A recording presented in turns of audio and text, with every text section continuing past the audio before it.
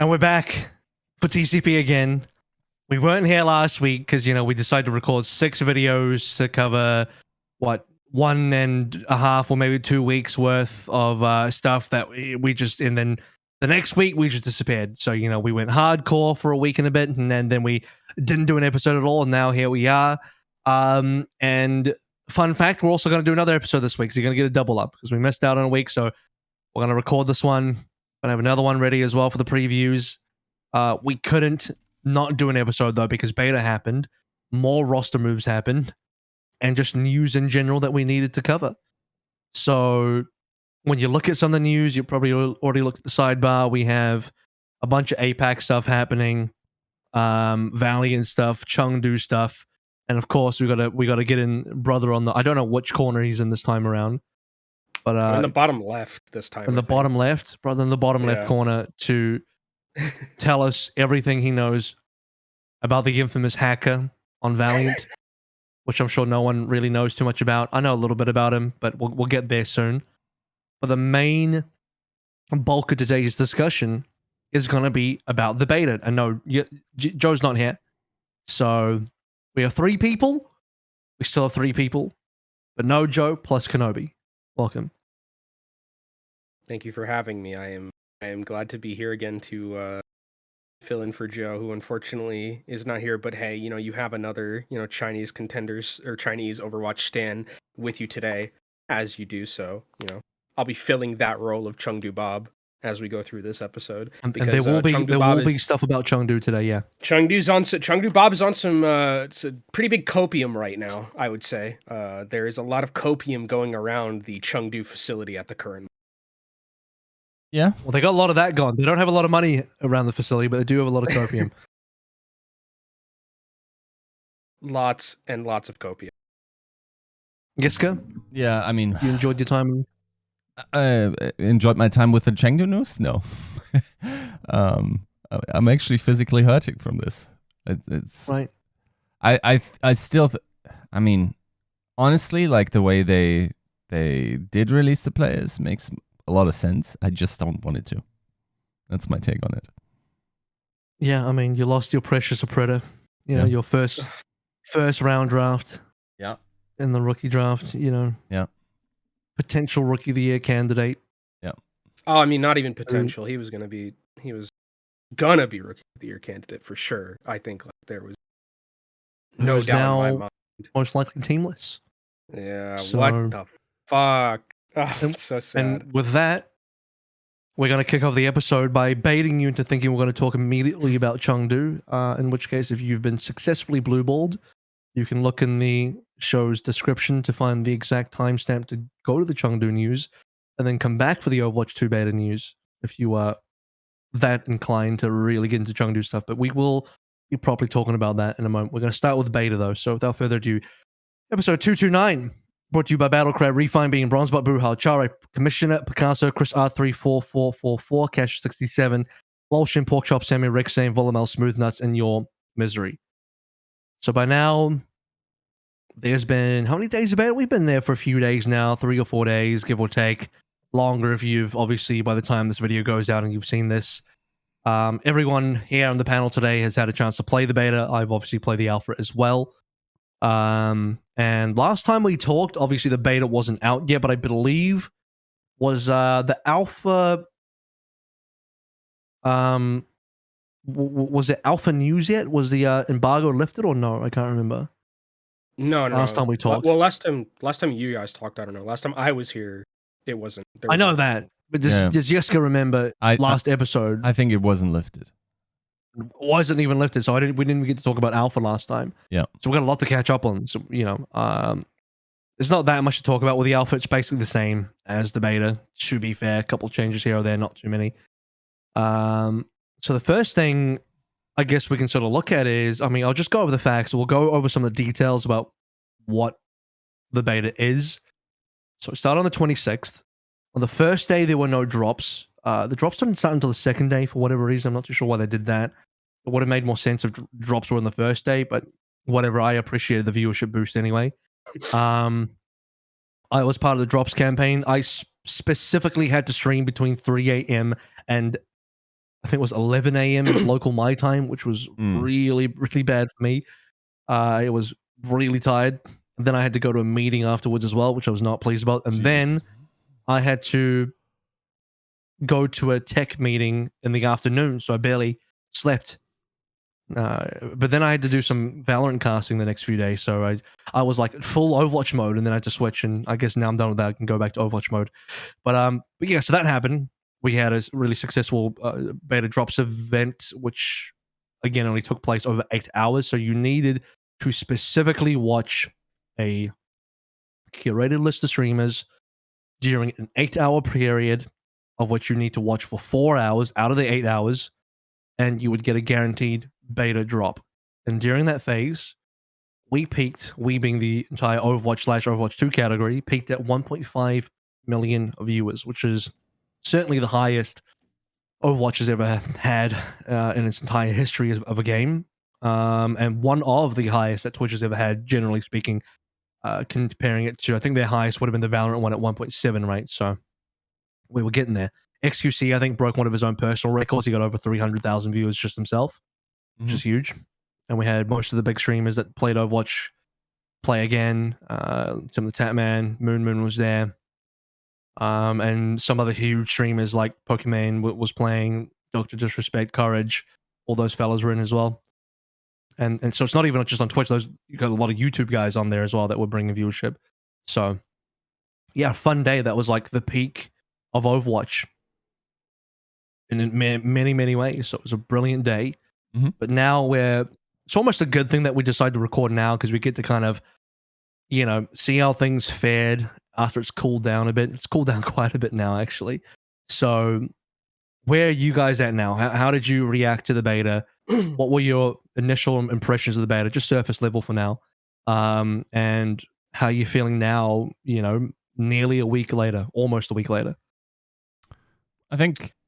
Oh, go ahead, Yiska. I think playing the game, it feels definitely considerably different. I think one thing that I noticed is it feels less bad to play with players of varying skill levels, because you feel like you have more agency, at least currently, in whatever meta game is happening.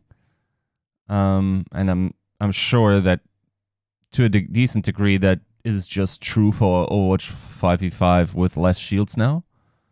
Yeah, I think it feels pretty samey in all other facts. It's still Overwatch, still plays very much in the same way. It's just shooting way less shields, which is much more fun. And yeah, otherwise, I think tank is way more fun now. That's definitely something that I noticed. And I think how support plays is also not less fun for me. So that's nice. Yeah, I think when the lack of shields was something I definitely noticed early on.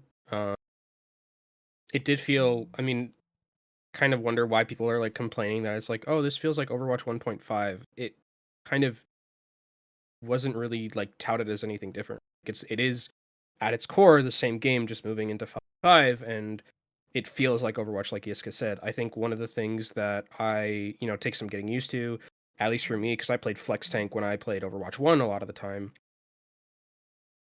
I do miss a little bit the kind of dichotomy between the main tank and the flex tank. I think that was something that I did enjoy from Overwatch 1 that I'm not getting in Overwatch 2, but it's not to say that's just me, getting used to the game. I think that eventually, main tank or just tank in general, since there's only one of them now, is going to become a lot more easier to deal with. Orisa feels super fun. I don't think I've played a tank that feels as fun as she has in a very long time. I love the rework that they did with her. She's really strong, which I like. Doomfist as a tank feels like... What I actually like a lot about the Doomfist rework is that this Doomfist feels like you need to be very good at Doomfist, or you're not going to be good with him at all. Because I think in Overwatch 1, as a DPS, you could just basically be I'm getting value off the fact that I'm going to one-shot someone no matter what. Especially if you're playing in solo queue and low elo, it's just yeah, if I know kind of the basic movements of like Doomfist. I can get away with just getting like one punch and trading 1-for-1. You can't do that on this Doomfist. You have to actually like know what you're doing, and know how to like use your cooldowns, use your movement effectively because of how. So I think tank is. I really like what tank has been. At least from what I've played. DPS to me, especially in quick play, feels like I pick everything, and then if I don't pick Soldier, I'm at threat of losing the game because Soldier is giga busted right now. I think that that character needs to be tuned down significantly at the current moment because I think he is super duper strong without the ability of just having a second tank to just rush at your face and the lack of shields as well. But yeah, I just in kind of like a general sense with Overwatch 2, I do like the game a lot. I think that it's going to be hard for me to go back when we eventually, when I eventually have to go back and play Overwatch 1, it's going to be kind of a culture shock because it's going to feel very, very different. And I don't know if I'll like it as much as I'm liking Overwatch 2. I actually just addressed one thing. I actually felt like Doomfist was more forgiving in Overwatch 2 as a tank than as a DPS because it's harder to punish. You have a lot more survivability. Just the HP difference is one thing. The power block, being able to defend and mitigate damage is huge as well.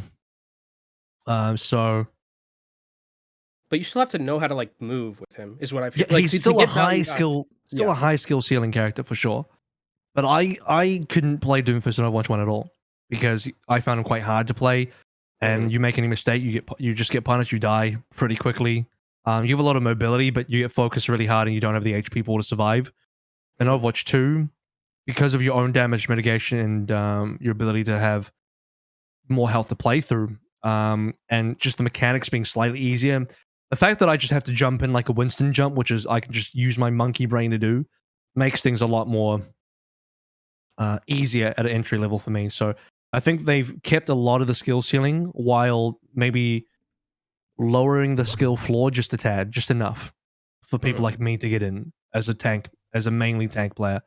So I had that experience. My general experience in Overwatch 2 is maybe a little bit more skewed because I had also played in the alpha, so I had maybe an extra month of playtime or thereabouts more than the people that only came in during beta. So I was already used to the 5v5 dynamics and the way 5v5 structure works.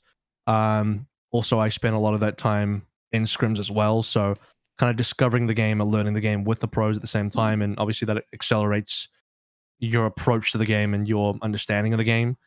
So by the time I got into beta, I wasn't really experiencing things new for the first time. I was kind of just refining what I already knew. So I didn't get that sort of initial exposure. But I guess I can sort of maybe speak to it from the position of when I first played 5v5 in alpha.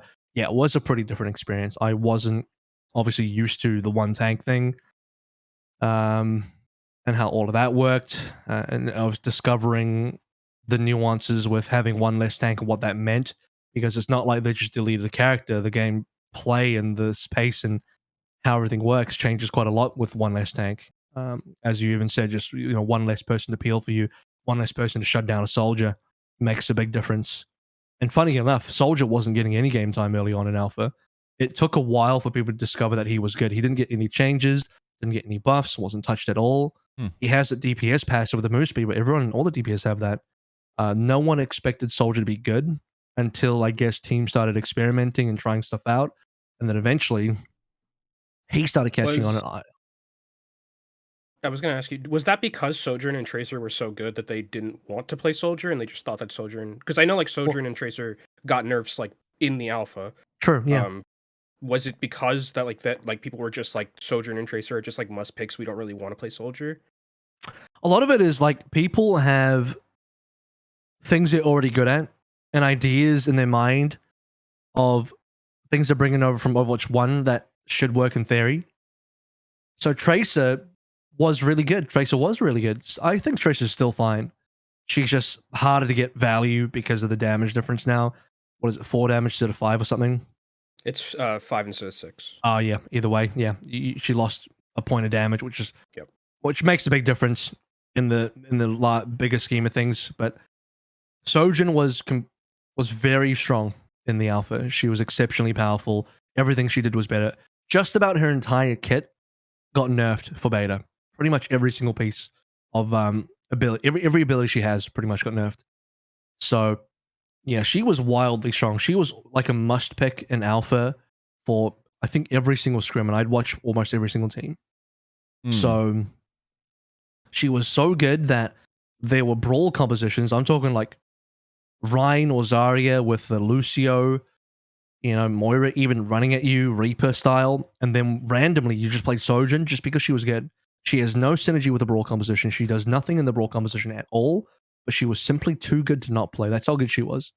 It'd be like playing goats, but then there's randomly like a Widowmaker. Like, what does that do? But it just Ash goats. just too fucking good. Just too good, That's what Sojourn was in alpha. So she got nerfed. Tracer got nerfed. And I think everyone started kind of experimenting with Soldier. And that's how the whole Soldier thing came about. Lucio caught on pretty quick. I think it was very early. Like, within days, everyone's like already playing Lucio. So it was that fast. We went from like main support won't really be effective. Everyone's going to play double flex support. And then like 2 to 3 days in the alpha, we're already seeing like 100% pick rate for Lucio. It was that fast. So things changed pretty quick. It is. But overall, I think, go on. It is pretty interesting that Soldier took so long, because does it not feel like if you're not playing Soldier right now, like you'd rather be playing Soldier instead? Like there's in quick play right now, yeah, for sure. And I agree. Like, for instance, Orisa feels like a must pick in quick play, but that's evidently not true. I counter her hard. Yeah, that's someone picks not Orisa, true. I destroy those Orisas as Zarya. Not close. Yeah, that's a one-sided game for me. Yeah. So yeah, but Soldier, just like the damage output that he's able to put on the, and I also feel like, in the past that Soldier had like he always had high damage. The problem was the finishing power. I feel like in this game, like he finishes all the time. Like you just, I don't know what it is. If it's a lack of shields and like that half a second that a player was able to like hide behind someone, or if it's the off tank or whatever it is, but like he actually gets the job done now. If it's like, it's good to know it's good to know that he might be old, but he can still finish. Go on, Kenobi. Yeah. I'm glad someone took that softball. I was gonna say, like, I feel like also, like, at least in QP, and this is like QP, so it's not, ranked or, high level play, but it's like playing anything else but Soldier as a DPS, especially if there's a Soldier on the other side, feels so bad. Like, honestly, like because at this point, like, Tac Visor is basically a fight winning ult, no matter like when it's used. I don't think I've ever seen someone beef it unless they're like, turning their monitor off. But again, without the secondary tank being there, in Overwatch 1, Soldier's ultimate sucked. Like, it was awful because D.Va would just run at you, or Sigma would put a shield in your face, and then you just don't get any value with zoning ult. Now it's just like, you hit Tac Visor, there's no shield in front of you at this point. You're gonna at least get 2 kills if you're doing it correctly, because unless like, positioning has been the way it, avoids that in some way, which in high level play I could see that being a thing, but in QP, it like Soldiers like feels like a must pick. Orisa feels like a must pick. There are some heroes that I think are just like pub stompers that are going to be something that when we go to like ranked and we go to high level play, that probably will be countered in some way. But at least in the beta, it feels like if you're not playing like Soldier, if you're not playing Orisa, it's not going to be as fun as like, especially if you like winning, it's not going to be as fun. Yeah. So what was I last talking about? I forgot now. I think I was talking about 5v5, just generally speaking. I made a tweet. Some people would have seen this. I didn't expect this tweet to go as hard as it did, but apparently it did. To me, it was a bit of a throwaway tweet. I made it in response to just all the people. I mean, a lot of other people sharing their thoughts on 5v5 and 6v6 and what they liked better and all these kind of different thoughts, and people complaining about 5v5, etc. And I said something along the lines of, after playing 5v5 for 1.5 months, I will never be going back to 6v6 because fuck shooting, shields are getting perma-stun. That ain't a fun game to play. Give me a shooting game where mechanics matter. That's basically what I said. Got some really interesting responses. It was like a mixture. I think it was like 50% of people agreeing with me and 50% of people were like, no, 6v6 was better. Go to there's Valorant. no teamwork now. You should just play Valorant, or Yeah. this is Call of Duty. I'm like, To be are we fair, playing the same game? to be fair, like your tweet is basically, you know, like one of those posts of like these self-help hotlines. That's basically for assholes. You know, like you putting out that tweet is basically like the glue trap for every like moron that has had any grievances with that change. Hook, line, sinker. You now. I do like debate, man. I do like debate. That was classic bait, yes.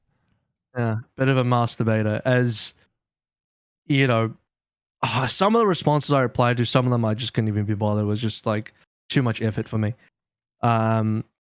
But yeah, I mean, I don't know what it's such a weird position some people have where I feel like some people just have very binary responses, which is on the internet. Who knew, right? But the people are like, oh, you know, like there's no teamwork. I'm like, what do you mean? Yeah, I know. Are you saying like you don't have 4 people on your team? Like, are you serious? I Like mean, you still have team members that you have to work with. It's not like they removed everyone. It's not a fucking 1v1 game, is it? Like, you still need members in your team to help you and succeed. And it's funny they compare it to like Call of Duty. It's like, oh, just, you know, it's just Call of Duty. It's like, yeah, guess what? In Call of Duty, you need teamwork as well. Go watch CDL, motherfucker, for one day. There's so much teamwork involved. Like, what do you mean? Like, do you think there's no teamwork in Counter-Strike? Are you joking? Like, these people talk about things with like no actual no context and no subtext at all. No substance of anything. It's like they've never actually played. They sound like they've never actually played Call of Duty or Counter-Strike, and yet they're trying to say like, oh yeah, it's just Call of Duty, Counter-Strike. It's like, because you haven't played those games if you're saying these things. You haven't played those games. They're also basing it off QP beta, Yeah, which yeah. is like the game's not out yet. The game is like the game is in quick play, so in ranked it'll look different. In Overwatch League it'll look different. Yeah. So like people who are complaining about like what the game state is, you're complaining about the game state in its potential, like basically its Most lowest chaotic form. I form. would say. Yeah. Yeah, most chaotic. I don't want to say For lowest because lowest has like a negative connotation to it, but like I'll just say it is the lowest. I'll say it. yeah, I'm happy to be the villain. Okay, all right, Avril, you're the villain this time. It's basically like the least comprehensive version of Overwatch is like 5v5 QP. Yep. And it's like it's not the finished product, and I think people need to probably, you know, get that through their heads, is that like there is going to be, especially once we see Owl and once people understand what like Owl is playing, because there is usually that like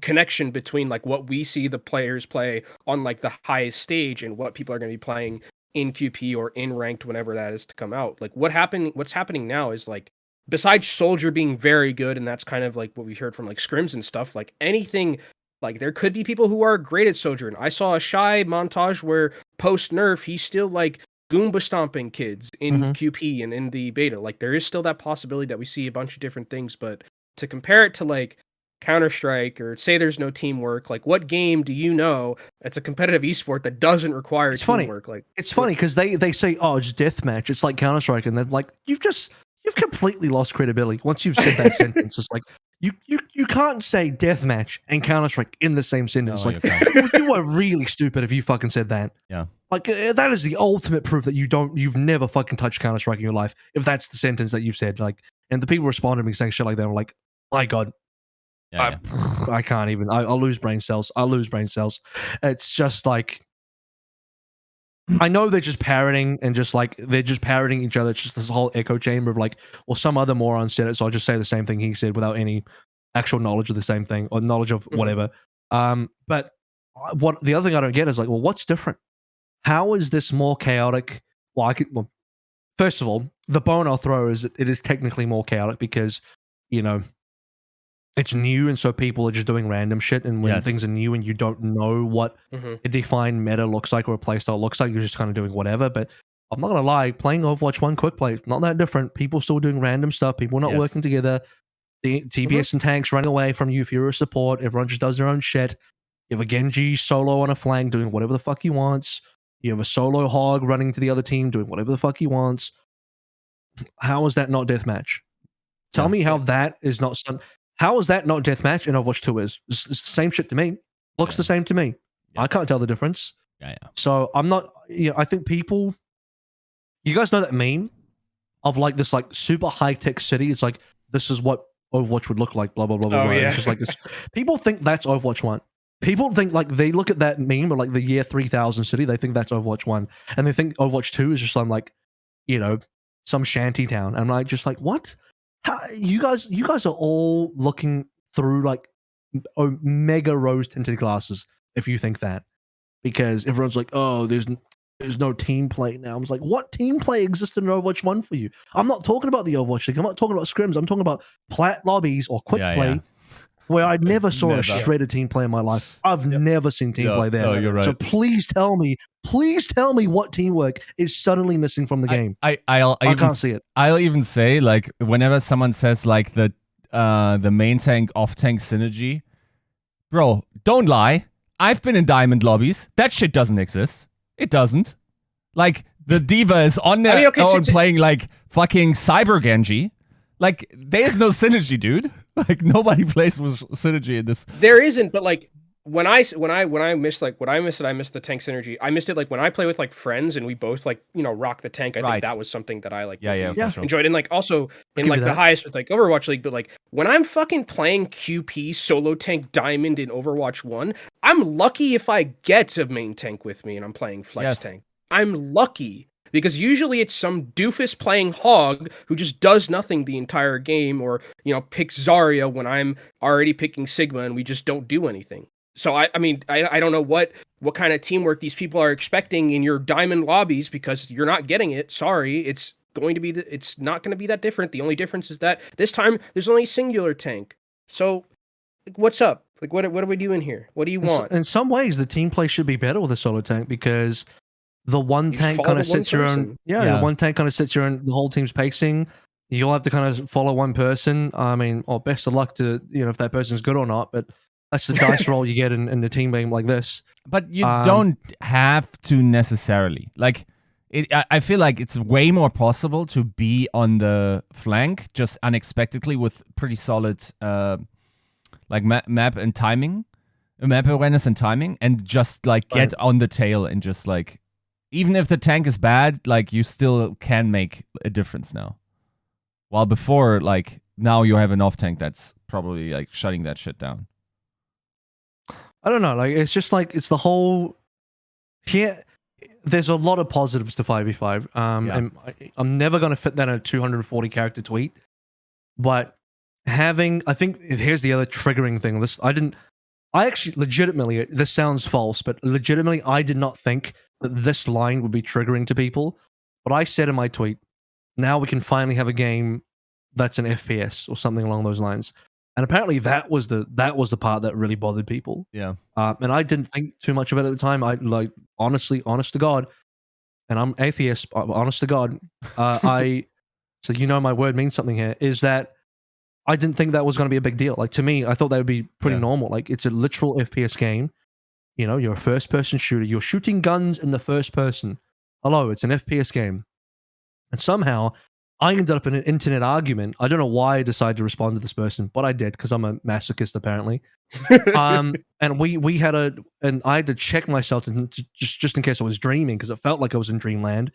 I had a legitimate online discussion /debate/argument with a person about whether Overwatch was an FPS game, and it devolved into the point where this person on the internet was trying to convince me that Apex Legends and Rainbow Six were not first-person shooters. I'm not kidding. I'm not kidding. This person tried to convince me that Apex Legends and Rainbow Six were not first-person shooters. It's over. That's the fucking level we got to. That's the level of brain damage I had to work with. I can't understand. You can't win with those people. I mean, that point, it's just it's just they're not eject from conversation. That's just like like, what is it? Is it the new Strand type game from Hideo Kojima? Is that like what we're doing with Apex now? Like, I nearly booked myself in for the lobotomy. I mean, what is the appointment? I was nearly there. I was like, just end me. Get me out of this earth. Abduct. Where the UFOs? Abduct me. I want to get out. At what point, like, how is that not an FPS? What is an FPS then? Is it like aim trainers now? Because those don't have abilities, therefore they are the only pure FPS experience. Like, what's the argument even? These people come back to me. They're like, "Oh, it's not an FPS. It's a MOBA FPS hybrid." I'm like, "Okay, here's my response to you. There's one thing. There's only one thing Overwatch shares with a MOBA. Only one thing. Yeah. They're heroes. Yeah. Guess what they don't share? They don't share laning, towers, gold, economy, items, leveling, minions, jungle, shops. Yeah. They don't share it's fucking they don't share anything. They don't literally missing everything. River. They share one thing. Yeah. And nothing else. Yeah. No Baron Nashor. These motherfuckers coming was like, no, it's a 50-50 game. It's half MOBA, half FPS. What, because of one feature? Wake the fuck up. No. Wake the fuck up. Yeah. Wake up, sheeple. You've been playing FPS the entire time. Here's one thing about Overwatch though. And I should probably be doing this into a feature, but okay, I'm running the pitch by you. You're my editors. You have to approve of this idea. I don't think I know a game that ever gained more by subtraction than Overwatch. And what I mean by that is, if you think about Overwatch 1, like we had fucking no hero limit. We had then we got roll queue. Then we subtracted an off tank. Then we subtracted like shields. And all of these subtractions of like choice added to the gameplay experience and made them better. I think like I can't think of a game where taking away options actually added to the game experience more than Overwatch. Does that ring? Yeah, I mean, true. I think that's fair. I think that the thing is though, I think there were probably ways that could have been used to make those features like work. I think there were probably solutions to the problem that could have been made just like through changing some things instead of just like straight removing them. Like I think when we went from like when we were just at the end of GOATs, like there was that like small incremental change that like Shanghai was doing where they were like having this new composition, and then when they won their stage, like I think there was a possibility that you could have just like had the meta shift completely away from GOATs instead of just like insta, role locking. I think there were probably opportunities to change that, but however, I think all the changes that they made were good. I think hero limit, obviously a good decision for just the health of the game, because I'm not going to play Overwatch with 6 Winstons. Sorry.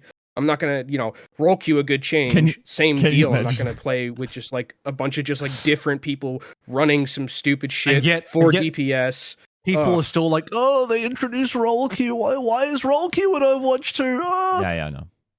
What? No, because I don't want 5. It's the same problem. What? I don't want 5 DPS running around my fucking lobby when I'm playing. I think you can't, and it's literally impossible to stop that, because I remember Overwatch 1 before the roll queue. It was a nightmare. You would go into a game, especially in Plat, and you would just sit there and be like, there's 4 people on DPS. 2 of them are arguing about who wants to play Genji. You don't even have a healer on your team. Yeah. You need roll queue. It's a necessary thing to keep the game alive. And then randomly the other team has 2-2, and you instantly lose the hero selection screen.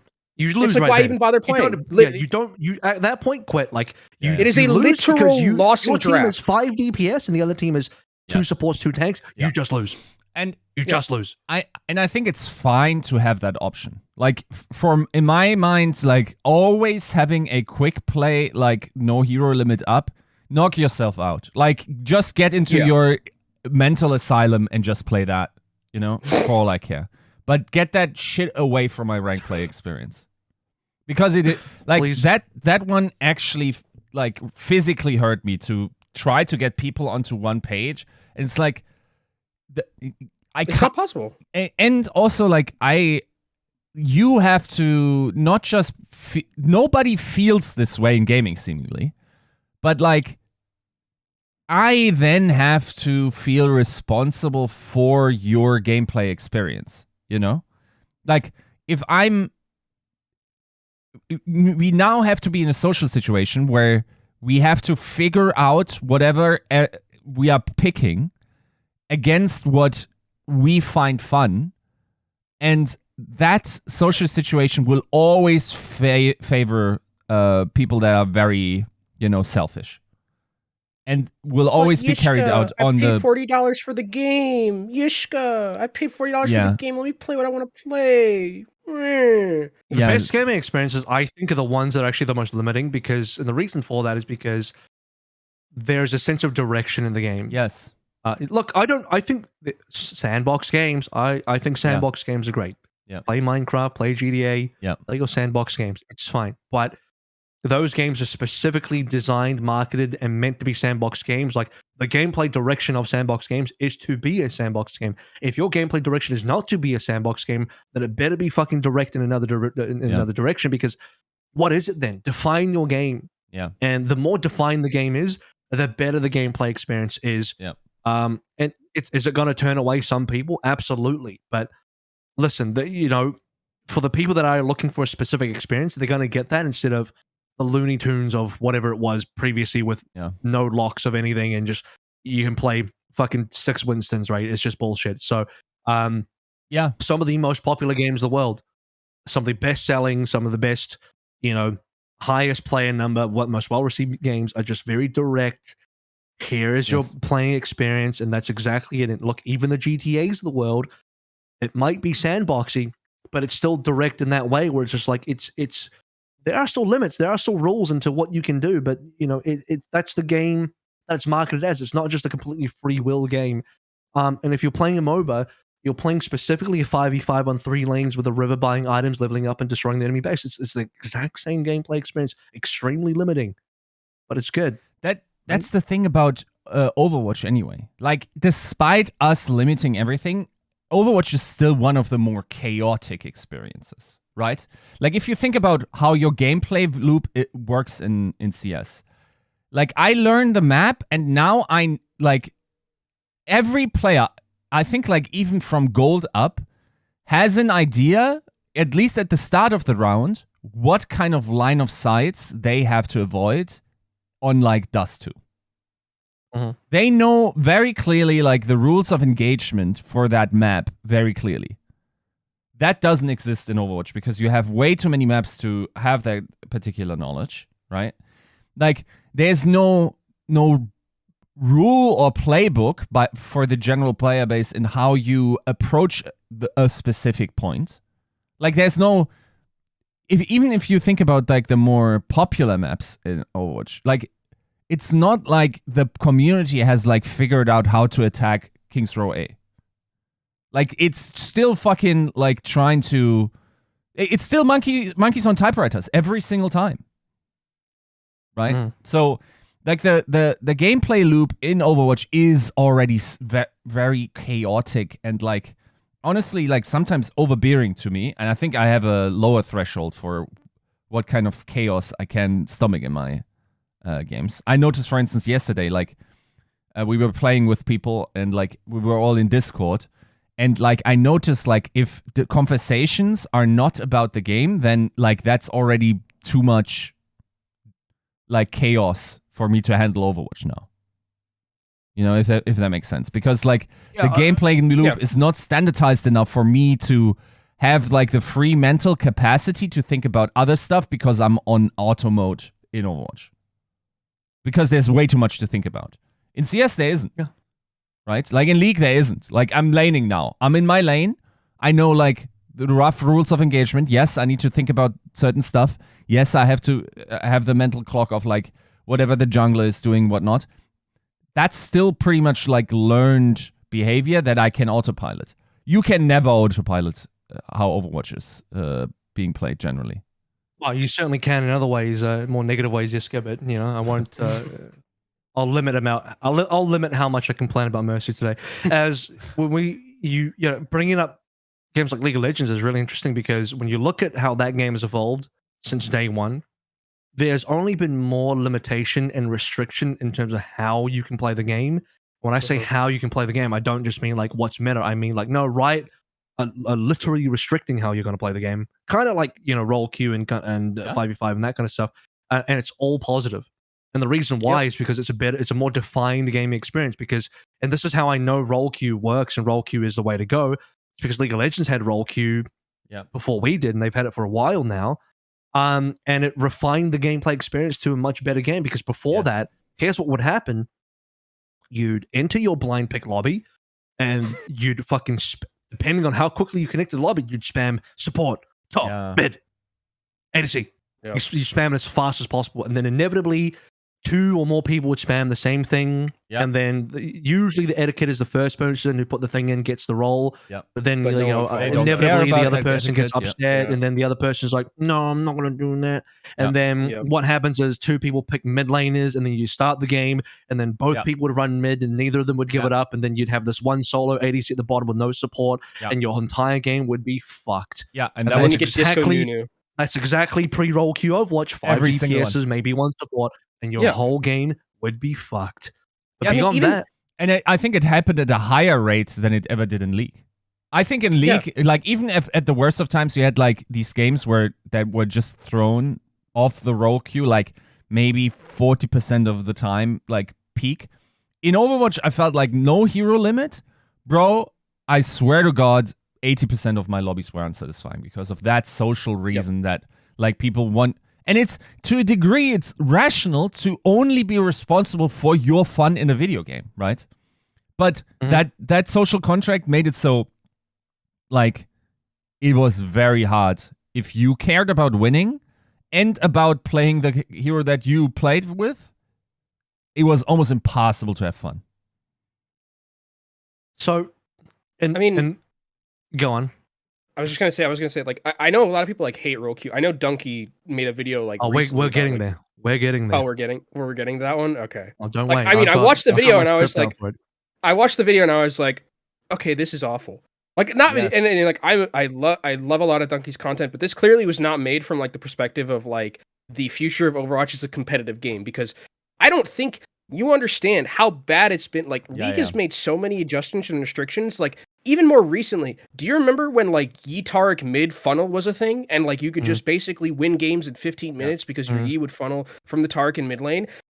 What if they kept that out? Like, what if they kept doing that? People would just play it because it's the best thing in the game. What if they didn't add jungle items and people were just abuse the jungle like continuously? Like, do you want that? Can you imagine League right now with shit like Abyssal Scepter still in the game, or Banner of Command, or any of this dumb shit that they put in there and then eventually took out? No, you can't, because it's awful. So you can't tell me that like roll queue makes the game worse, because that means you just don't remember what the game was like before roll queue happened. You don't, or you weren't playing. You just don't remember what it was like. He does. He's just like that type of character that enjoys that chaotic moment. But it is very, very like one track minded to think that he's even within like a 25% player group that enjoys the same experience. I think if you look at every other competitive and major title, especially League of Legends, you will clearly see you're a massive minority that doesn't cope well with that chaos. Also, the amount of toxicity that this suggested like system would provide would just by itself kill the game. Let me be I'll happy to be the bad guy here. I'll say what everyone's thinking. I'll say the truth as well, because here we go. Someone's got to say it. If you think roll queue is a bad idea or bad for the game, you simply do not understand game design or gaming. You don't. You just don't. Bingo. You're stupid and you don't understand anything. And I'm not even leaving room for error here. You know, that's a fun one. You know, I'm usually I like to leave a little bit of room for error, because, you know, I'll be the fucking, you know, what is it, the little hand sanitizer where legally you have to write 99.9%, just because, you know, you can't write 100 because sometimes one germ might get away, right? You have to legally write 99.9. Yep. I'll be that 100% motherfucker right now. No holds barred. I'll be that 100% motherfucker right now. You simply don't understand shit. You don't understand gaming if you think roll queue is bad. You don't. Yeah.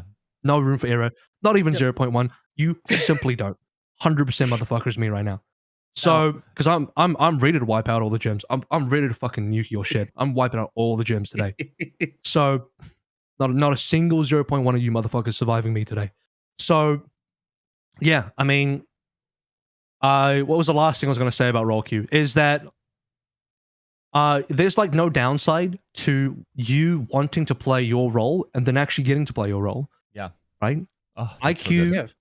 IQ mid laner in League of Legends, I get mid laner in League of Legends. IQ support in Overwatch, I get Overwatch and support. Support in Overwatch. There's no question about it. I just get the experience that I wanted. And at one point, Riot just decided this is the game. Because it used to be that you could run. I don't know. Maybe you don't run a jungler because there was like way back in League of Legends, like really far back. You used to run 2 top, 1 mid, 2 bottom, right? You didn't have to jungle. It wasn't like a necessary thing. And at some point, obviously people discovered it'd be more efficient to jungle because you could, have multiple sources of experience being earned, and junglers can get, gank and they're unknown, all that kind of stuff, and they can do some deep warding. And then at one point, Riot are just like, well, that's just how the game is now. We're going to introduce jungling items. We're going to have role queue where someone has to play jungle. They've just forced it into the game where like it's not an option anymore. It's not an option anymore. You simply must have this in your game. Just like Blizzard said, it's not an option anymore. In Overwatch 1, you must have 2 supports, 2 tanks, 2 DPS. In Overwatch 2, obviously 1 less tank. It's just one instead of 2. And having a specific defined gaming experience means that you can now start to build like proper metas and proper fundamentals of how to play. Kind of what Yiska was saying about Counter-Strike, right? You can now build proper fundamentals. At least you can begin from a foundation of building that. Sure. I'm not saying you're going to get to the Counter-Strike level, but you got a better foundation. You can build a foundation from 2-2-1 or 2-2-2 than if it was just like anything goes full free for all, right? Yeah. You can't build a foundation from that. There's nothing you can create in terms of a wider understanding of the game unless everyone just decides of their own accord to play 2-2-2. Yeah. But if that's the correct way to play the game, then the game should just mandate you do that. Yep. Right? Yeah. I mean, I just think that's correct. That's just correct. And the more restrictions, it's been proven in gaming, in the history of gaming, the more restrictions being placed on the game, the better the outcome of the game is. And the people who don't like that, well, they can fuck off and play whatever they want. But the people who remain are going to have a better time. Yeah. Yeah, I think like there's something to be said about like, let's say you have a full group of friends always, and you can like negotiate whatever gameplay experience you want to have. I think you can have 6 people together in a room and have fun playing 5 DPS and 1 healer if everyone opted into that. The idea that I can take randoms of the internet who are already like at a 25% chance to not socially vibe with me, and then put me immediately before like we even have shot the first bullet, like in a social situation in which I now hate your first choice in this game, which is your hero choice. It's not off to a good start. You need restrictions. Like ideally, like in my ideal game, you would have like statistics of who the best heroes are right now. And like, as soon as you pick Symmetra, it's like, oh, that's only a 45% win chance right now. You're sure you want to pick this? And I don't now have to inform you that you're throwing. That, like, in my ideal game design, that's how it works. Are you really sure that you're a Symmetra god? Or are you just tanking 5% win chance from your team for some dopamine? That's what I would put in my game. But I think, like, yeah, I think there's... it's maybe a little selfish because I enjoyed the game tremendously more since these restrictions have been put in place. But, and it made it bearable for me to play ranked and with less friends. But yeah, I don't know. Like this, I feel like that's the problem with the Dunkey points, because like he has some points in there which he clearly doesn't mean. Like he doesn't think Junkrat is the best hero in the game, right? Even though he says, but that's one that he is serious about, and that's indefensible in my mind. Yeah, that one was weird to me. That one was like, that's just a meme. That's just a meme. Well, it's because he's just Junkrat's just a pub stomper character. Like, I mean, you can just walk up to someone and just throw 2 mines at them and they die. Like, it's not. Oh, I was talking about role Cuban. Yeah, the Junkrat stuff is also just like a meme from his Overwatch videos that is saying that he's too strong. But like, it's not a meme that he thinks that role Q is bad. That's genuinely.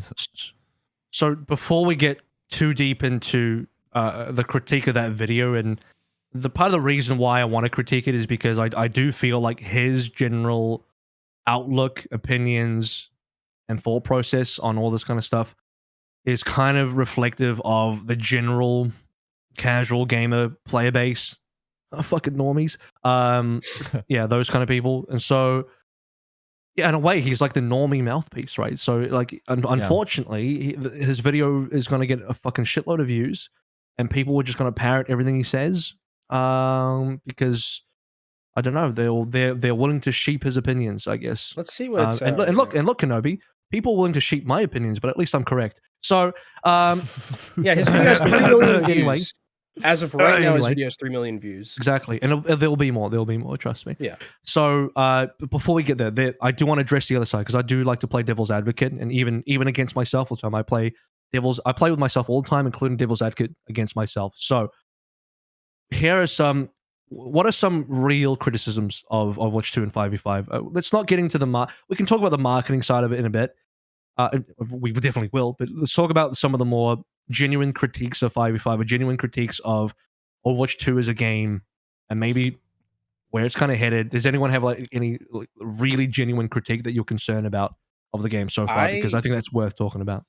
I think that just as like a kind of a marketing thing, I think personally, Sojourn was hit with too hard of a nerf bat.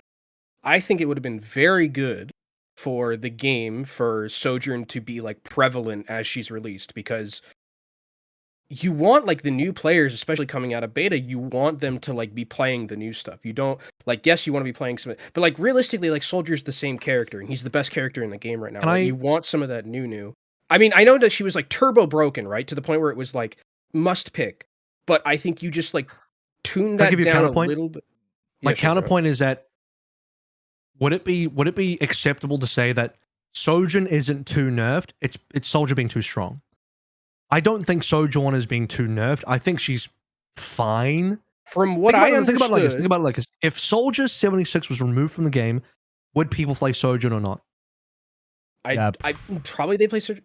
The thing is though, I think that she got nerfed too hard. Like I think there's a world where you could have both. I think they hit her with the nerf bat. From my understanding, she was like pub stomping and they like hit her with a very hard nerf bat. I don't know the exact like numbers to that, but it feels like.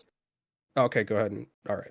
I can tell you, but again, my viewpoint on this, I asked you the rhetorical question, but the answer to that question from my perspective is yes. If Soldier was deleted from the game, people would play Sojourn. So to me, it's about defining whether she was nerfed too hard or whether something else existing simply crushes her gameplay down because it's better to pick the thing that's very close to her but better, right? Which is Soldier right now. I think that's a fair, I think that's a fair argument and like a fair counterpoint. I think that but just for the game itself, like I think that it would be better to have Sojourn at least a little more prevalent, and I think they should probably buff her at some point during this, like a little bit, just like give her back some of the power that she had, because again, when it's like Overwatch League and like when I'm seeing like Overwatch League, it would be nice for it to start off with like Sojourn being in the meta. Granted, there is a possibility that she does get played. Isn't that a little performative? I don't know if I subscribe to that. Isn't it a bit of, that sounds a little performative, like, oh yeah, she should just get played in the meta because she's new.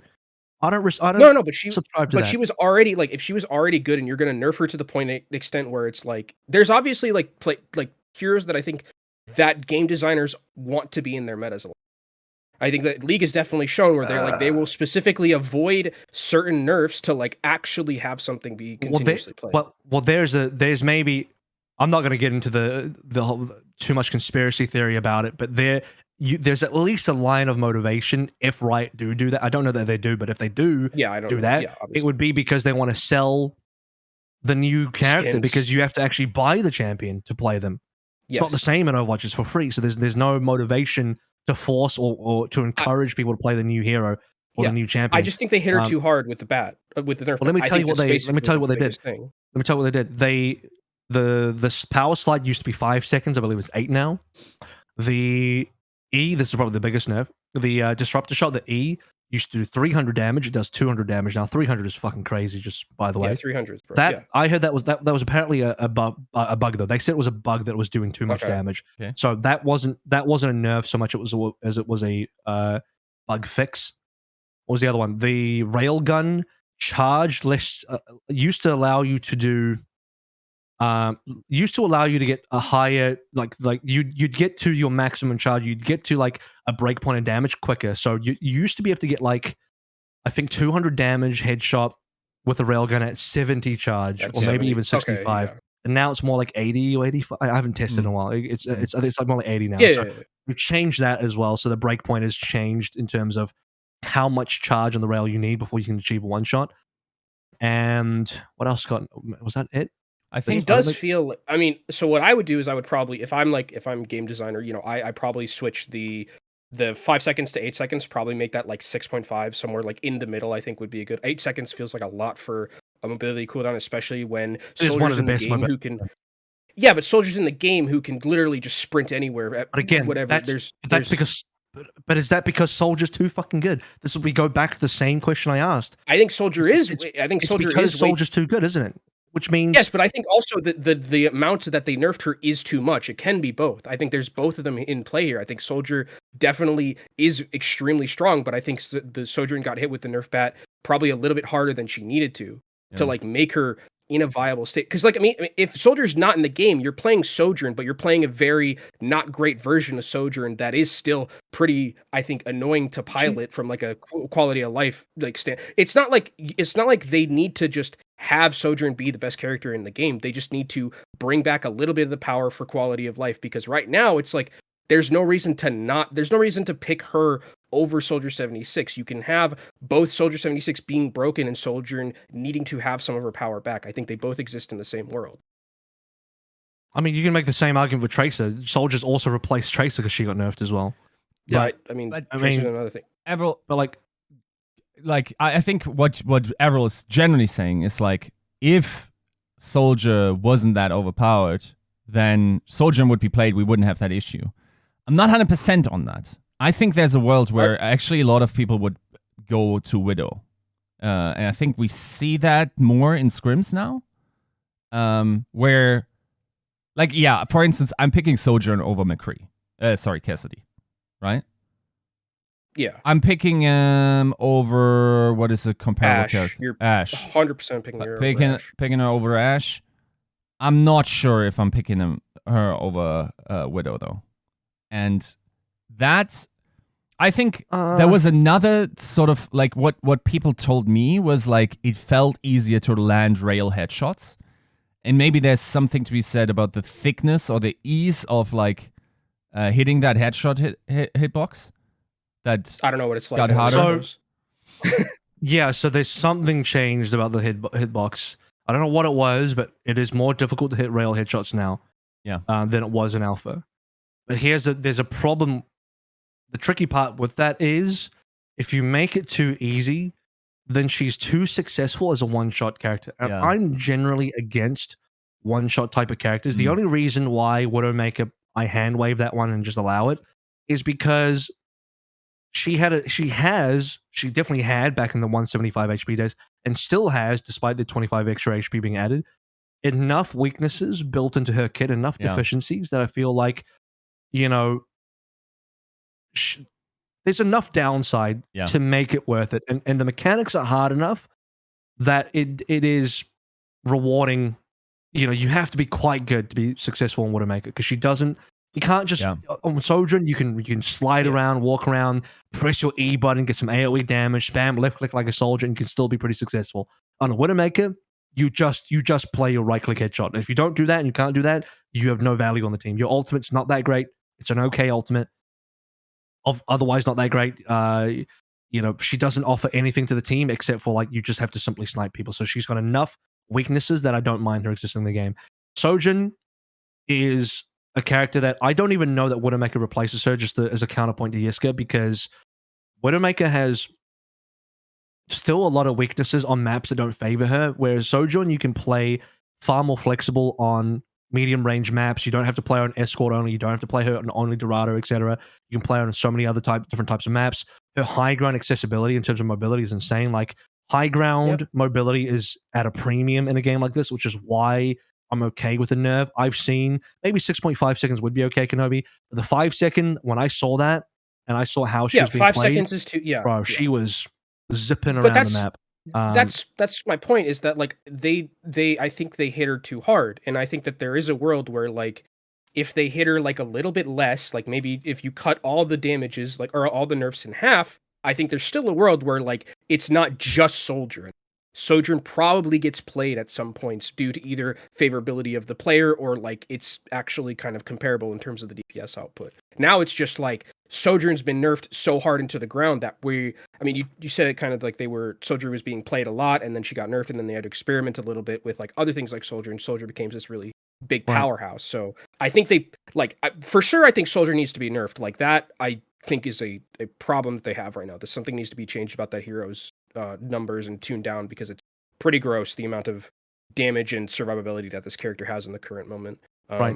So, But I think, yeah, my main point was, like, I think the one, like, criticism I had is, like, the nerfs that were made, I think, killed a couple of characters pretty hard. I think Tracer is also someone who suffered, because I believe you mentioned last time I was here, Tracer was being played a lot in alpha, and with the nerf, she's not getting played too much anymore. Like, it's but that's also because of Soldier, and I would still make the argument that if Soldier 76 was hypothetically deleted from the game, Tracer would be played. it still think wouldn't she'd be feel fine. good though. Like, you'd be getting played, but it wouldn't feel great to don't lose know- that 40 extra damage, or to lose, like, the 3 seconds on your mobility. It'd still feel pretty bad, but you'd have to play because that's your only option, which isn't great. The damage is okay. She's just not as insane as she used to be. She's still fine, I'll say.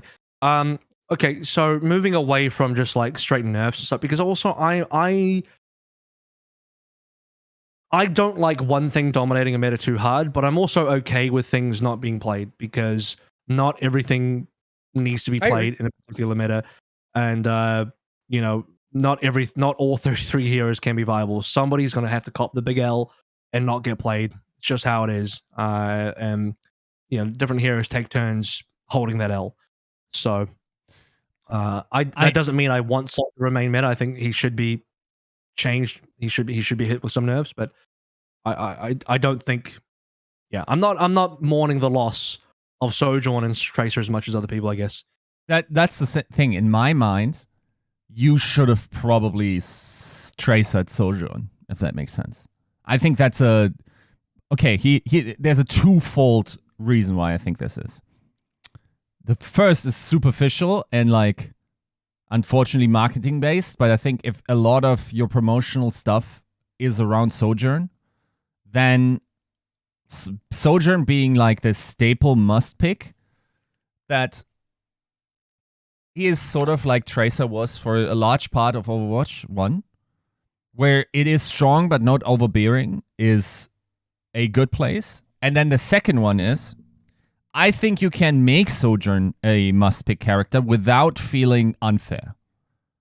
I think there's a theoretical world where it feels very rewarding and amazing to watch the best Sojourn players in the world, for instance, play it and, like, go off.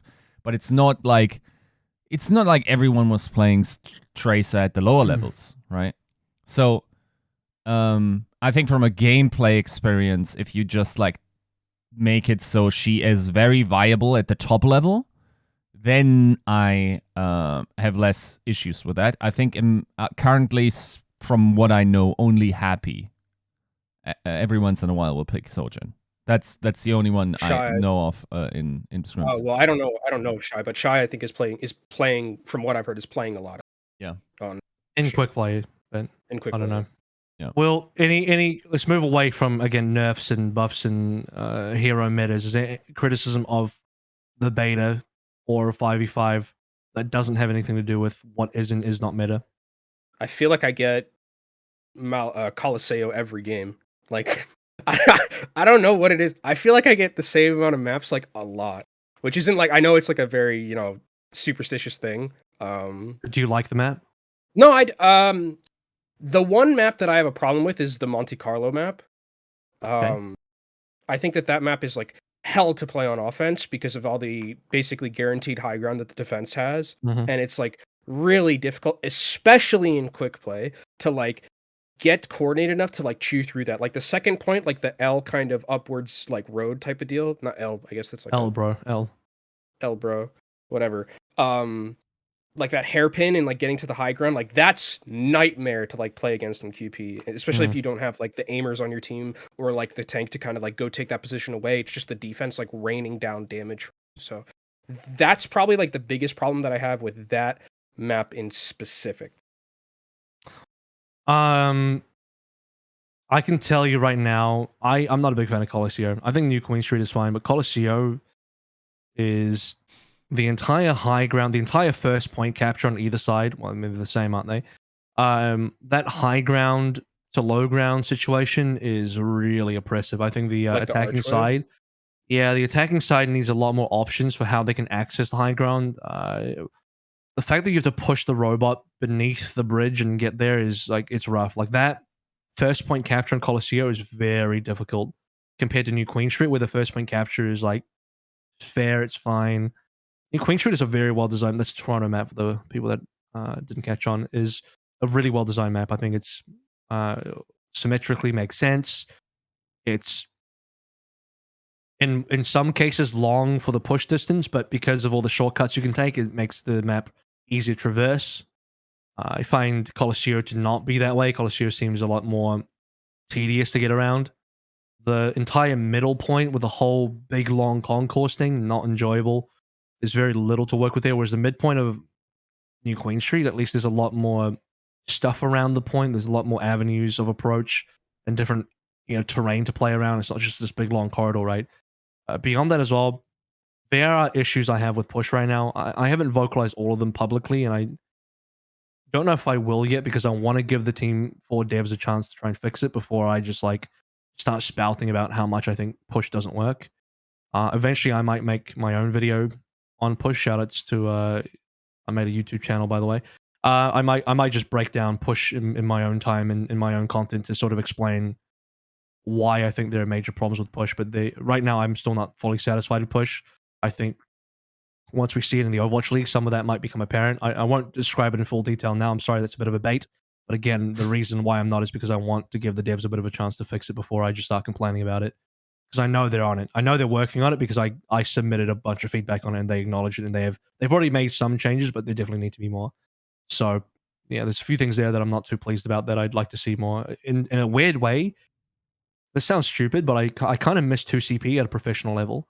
I don't miss 2CP from a QP level, but right now, if you were to ask me for Overwatch League, would I rather have 2CP or push, and I could only choose one, I'll put 2CP 100%, 100 times out of 100 times, which is kind of crazy to say. Like you're probably thinking right now, like, oh shit, what the fuck is wrong with push that I would want 2CP 100 times? Maybe I'll say 99 times out of 100, and there's one time I'd pick push. But no, 2CP worked. There were problems, but it worked. Push, bro, there are some things that do not work. Yeah.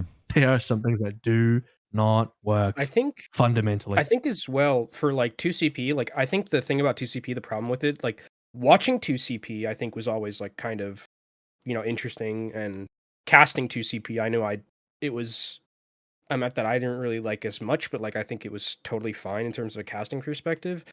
I like push is like something that I'm like, okay, this is gonna be extremely different to cast and like how it is normally to like all the other maps, like how 2CP was.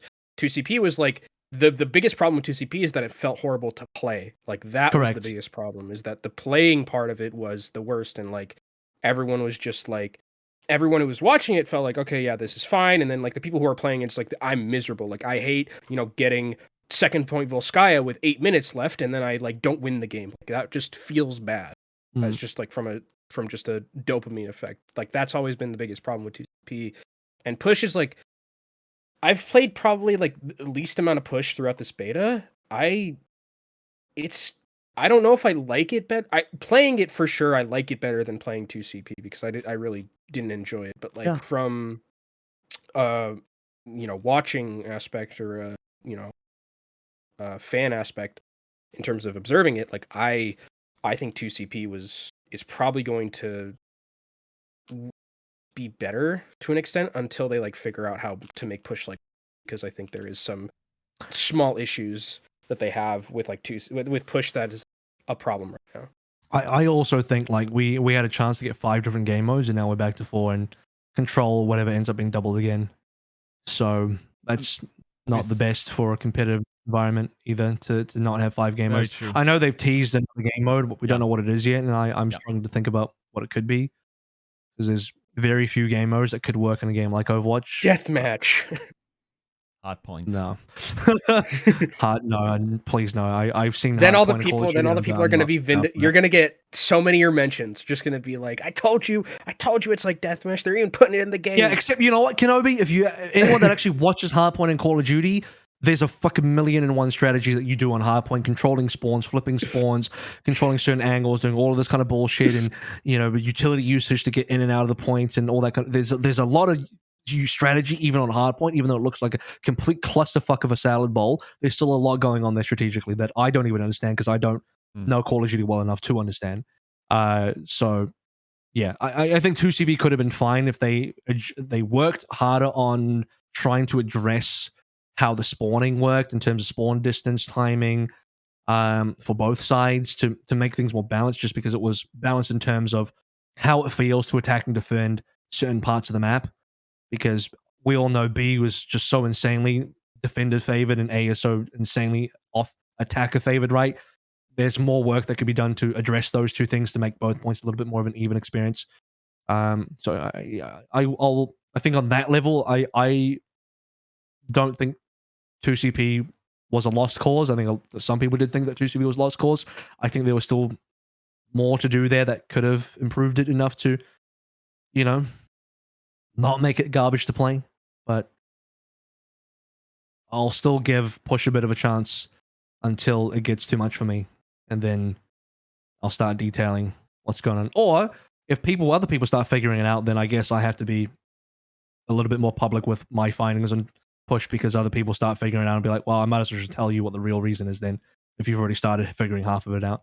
So there's that as well. But so aside from maps, any other grievances with beta or 5v5 from your experiences so far? Anything that you wished was different, or you don't think works, or you think is concerning? I think a little concerning is the amount of supports. I think that's something that needs to be addressed, like, toot sweet. Right. I think there's a good reason, just for management of queue length. Like, I think if you think about how role queue worked, right? You had tank being queued the least, and then if you have the amount of tanks that you need, necessarily you would go to the second role. That was limiting. And often support was already close in terms of queue time to tank, at least in Europe. I'm not sure what it's like in NA. And therefore, it now is like the bottleneck for sure. And I think you could have foreseen this, and I think that should have probably already been addressed to some degree. Like, just inject some novelty into this. There will be more supports, though. Yes. So I think on some level, just going through the different beta phases, that's already going to be fixed. We're talking about variety of characters. There'll be more for sure. Because we know there's, what was it before? Remember that interview they had where someone from Blizzard actually said they were going to do, like, was it 6 or 8 or 7 heroes? What was it? Yiska, you had the number. But it was publicly announced in some very niche interview that no one saw. A Blizzard dev did actually say an exact number of heroes. It was a but we all while forgot ago. about it. It was a while ago, and like they said something like, you don't know, maybe by that by that time we will have, I believe it was +6 heroes, basically. Give me my mecha support, dude. Let's fucking go. Let's go. Let's go. Fine. Give me the whole squad. I do think one of the very fair criticisms is that, and I'll get to support gameplay in a while because I know people are waiting for that one, is that supports haven't changed. Like, there's nothing refreshing about the way they play the game. The 10% movement speed buff on GPS actually did kind of freshen up the gameplay by a reasonable amount, even though not all of them got reworks or changes. So supports kind of are too samey, and I think the crowd of people that are saying that the support should probably have a bit more options, that they need better dueling capabilities, I'm on board with, because I want to see more mechanics in terms of different things you can do on support. I'm a big, anti-heal bot kind of You hate Fielder? person. Like, I don't like, huh? You hate Fielder? Bro, come Is he a on. heal bot? I don't know. Come No, he's a on, very Yiska. mechanically skilled player. Like Fielder's the opposite of what I'm talking about because I'm talking about like, you know, I get it. Some people they want to just play their World of Warcraft priest and they just want to look at their HPS and all they want to do is pump heals into their teammates. You know, you want to be a heal slut. Go on, son, be that thing. But for a 5v5 PvP first person shooter game, yep, that's right, it is a shooting game. You need to play it like it's an actual shooting game. I think that's probably one of the biggest changes that people are not used to and have kind of caught people by surprise a little bit is that in Overwatch 1, you could kind of just stand behind your shield or in some cases two shields and just, you know, infinitely pump heals into certain players and not do anything else, and that's fine. That playstyle doesn't really work in Overwatch 2 anymore. You have to be a lot more active on the map. You have to try and make plays. You have to try and deal damage. You have to try and, you know, use your abilities offensively and do all these kind of things. You know, if you're the type of Ana player that only bio nades your own team and never tries to go for antis, you're in for a rough time. You're in for a rude awakening, as I'm sure you've already had one. So, yeah, that's like a big gameplay change that's kind of, you know, it's not like a gameplay change that was forced, as in like DPS do this now, they can run fast now. So it's like an almost like an undocumented, unintentional change to the entire support playstyle that people are not used to, and so they're having a rough time with supports, and that kind of contributes to people's perception of supports not being good right now. Even though, you know, you look at what Karkyu's saying in his tweet that I retweeted, where statistically speaking, supports are fine. In fact, they're very strong because the amount of plays they can make now is huge. Because the one less tank means you can now, you know, as a Zen or an Ana, do all these things. As a Lucio, you're not going to get CC'd as much. As a Brig, you're not going to get CC'd as much. You can, in some ways, frontline a lot more effectively. You know, all these different kind of things. All these supports can actually be a lot more out in the open and do well, not out in the open. That, but you know what I mean. Like they can sort of play a more offensive game and play an FPS game. That's not the heal bot experience of Overwatch 1. But that's also where the contention is. That's also where the conflict is because Overwatch 1 bred a lot of this heal bot playstyle, and now that people are used to playing that, they're like not coping well with the Overwatch 2 playstyle. I think as well with like supports, I think part of the like the reason why it felt like bad is because like there's like the passive that they got was like okay. It's like, I mean, it feels good if you're like, you know, an Ana where you don't have to like nade yourself, right? To like, and you get your health back and like the regen that way, and BAP, you don't have to force a cooldown to heal yourself. But like, there's still two supports there, and it's like, you know, tank's got some really nice. I think the tank passive is like really nice. The fact that you Yeah, can't it's insane. farm off the, you can't farm like ult off of it, and you also like get reduced knockback and all this. Like that one felt good. The moon speed on DPS. I don't play that much DPS, but it does feel kind of noticeable, and the support's just like you get a little bit more regen, and it's like, yeah, but like, did we need that? Right? Is there anything else we could have gotten that would have felt a little bit better for us? And I think that while I agree that supports are in like a pretty okay state, there does need to be more. I think Yiska's right where it's like just there needs to be like more variety because right now it's like, I mean, from what I played with Brig, she doesn't feel great. Like I didn't enjoy playing Brig too much in her current state. BAP was fine. Ana, if you're right, I don't know if you're not throwing anti-nades with a less tank in the game, I don't know what you're doing. You should be because they're basically guaranteed. Lucio broken, Mercy attach it to a Soldier 76 and just win the game because that's how it is in quick QP. But yeah, it's just like there isn't the amount of like variety in the support role to circumvent the kind of like feels badness of it right now. If they add like, you know, two more, say, before, you know, the game eventually ends up releasing, no matter who they'd be, like then it just feel like, okay, we have some variety because now it's like there's how many supports are there? There's like 8 or something, right?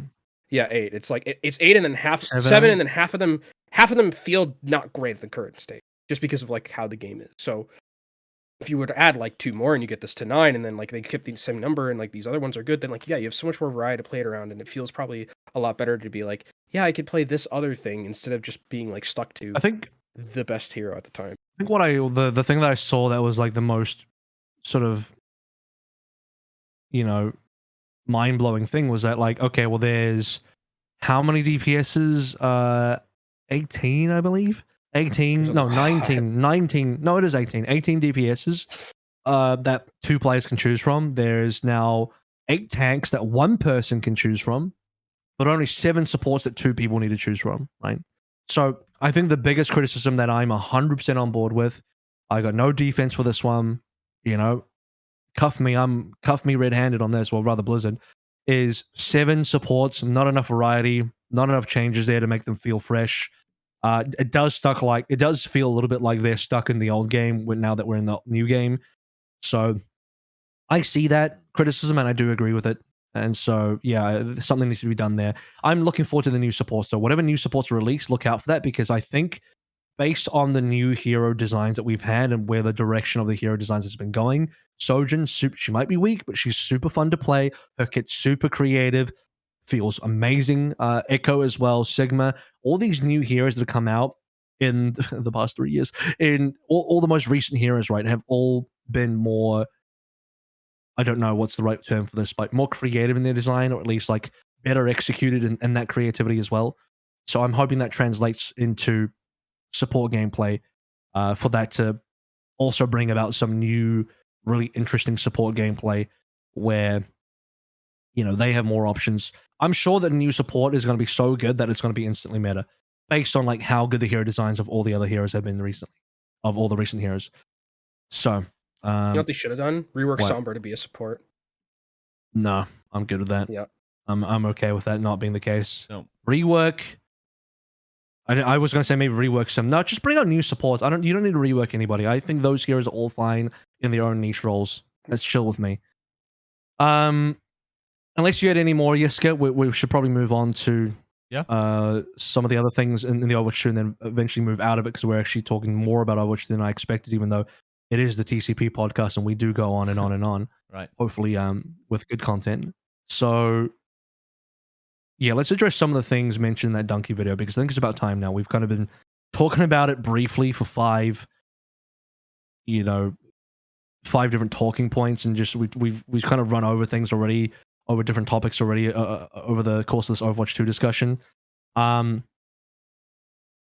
Here is probably the biggest misconception, probably the biggest problem I have with the general sentiment of negative feedback to Overwatch 2.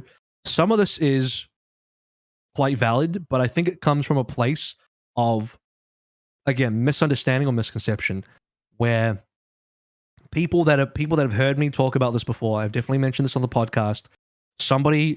One or a few people previously, when I mentioned this, said I was being a little bit insufferable about this. Well, guess what, motherfuckers? I was right. I was right again. I was fucking correct. And the worst part about me being right is I actually hate being right. That's a lie. I love being right, but I hate being right when it's about things like this.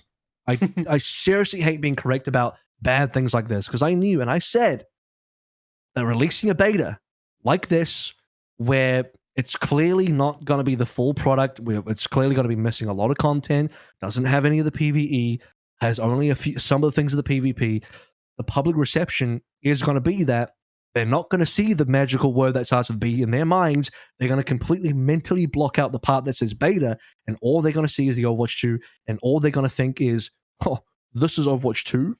It's no content. Nothing's here. I can't believe they worked 3 years on this. Like, into the exact messaging. It's like I wrote the fucking script out of the brains of the normies, and they said word for word what I knew they were going to say. And I think people have kind of misunderstood the point of the beta. The point of the beta is to provide a competitive platform for Overwatch League to be played on. That's why we have a beta. Because it was decided that 2022 Overwatch League season was going to be played on Overwatch 2, and because of that, resources and development time was pushed towards putting out a stable version, a stable build that was competitively viable, that wasn't going to have too many game-breaking bugs. I know there's a meme about Wrecking Ball right now that is being fixed, so haha, game-breaking bug in the beta, even though it's meant to be stable anyway.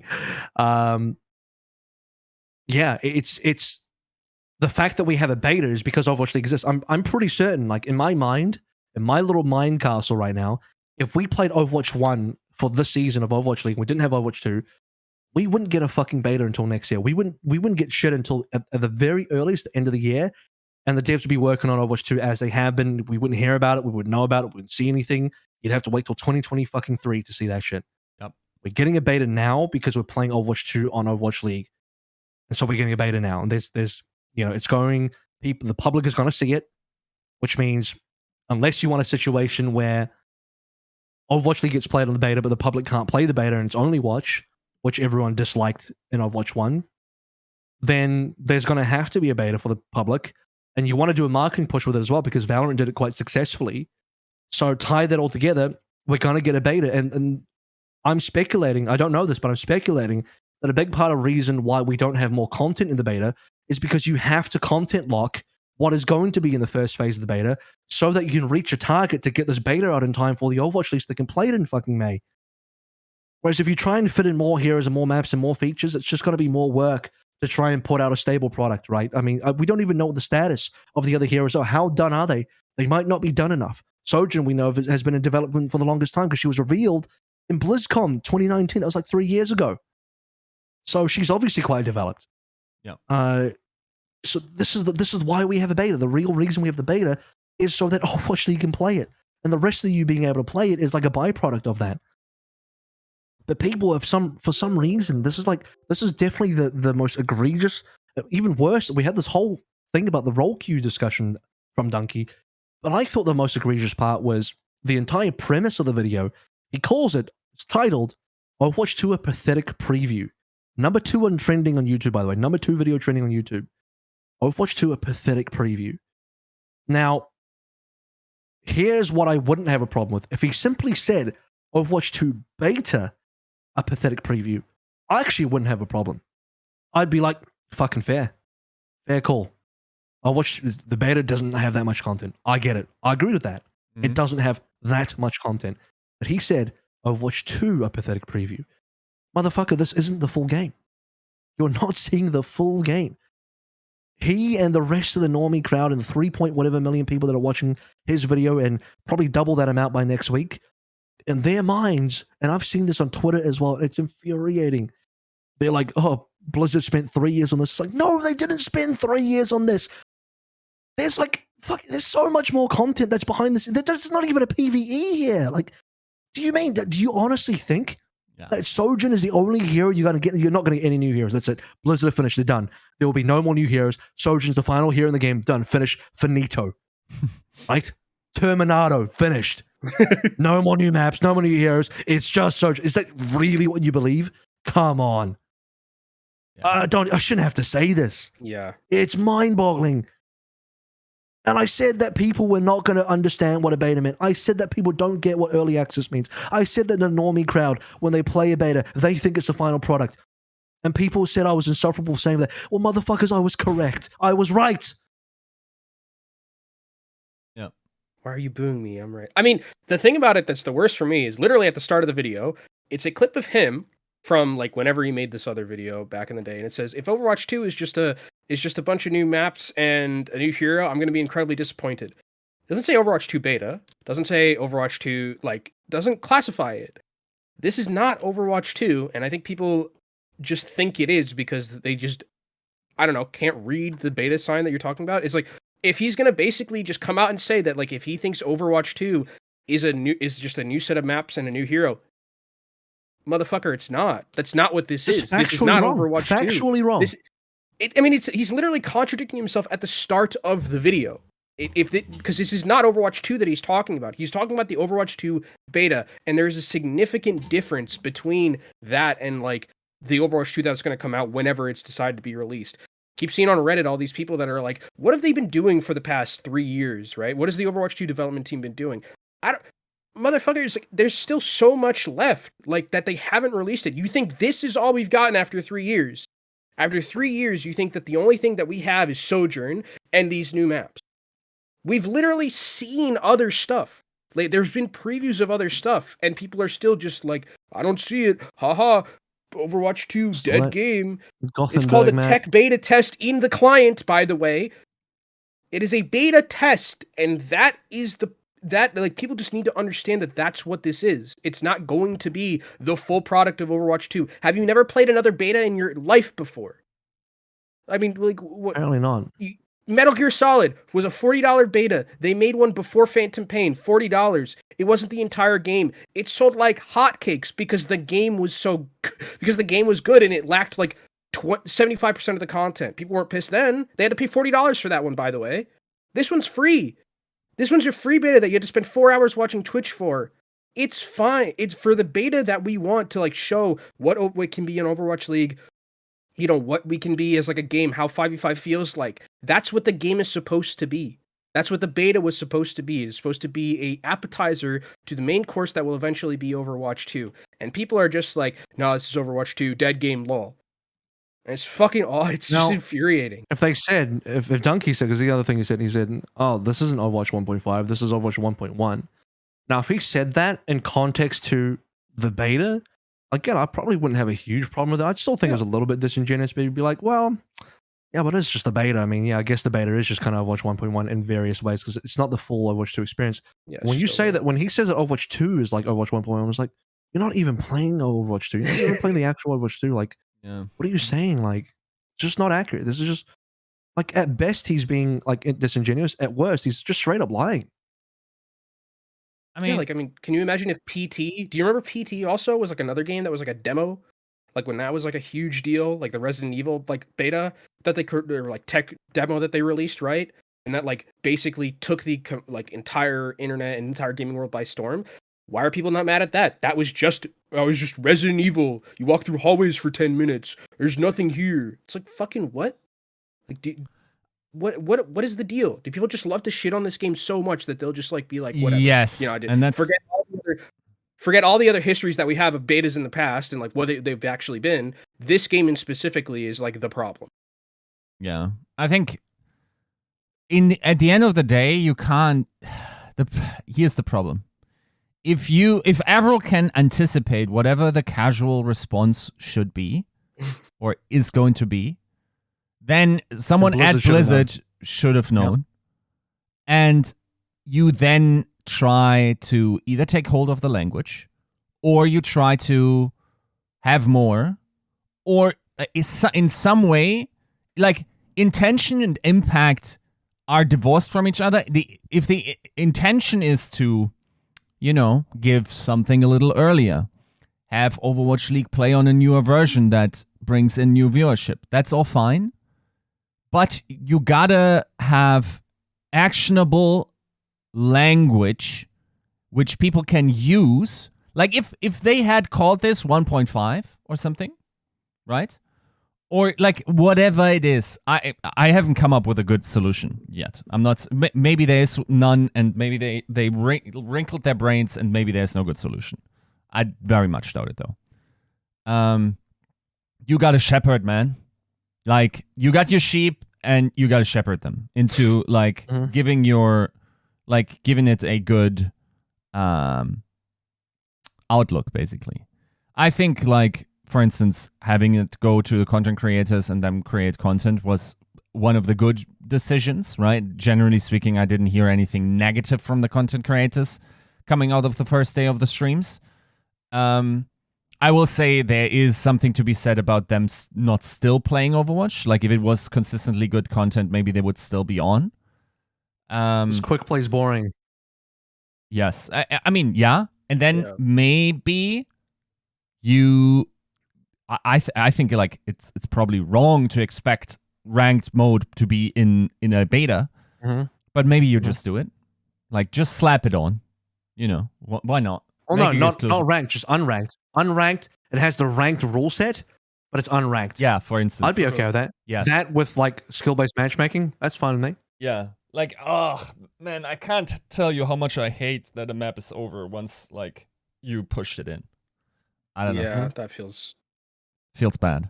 And then, yeah, I don't know. Like, I think there were ways to have this be received better.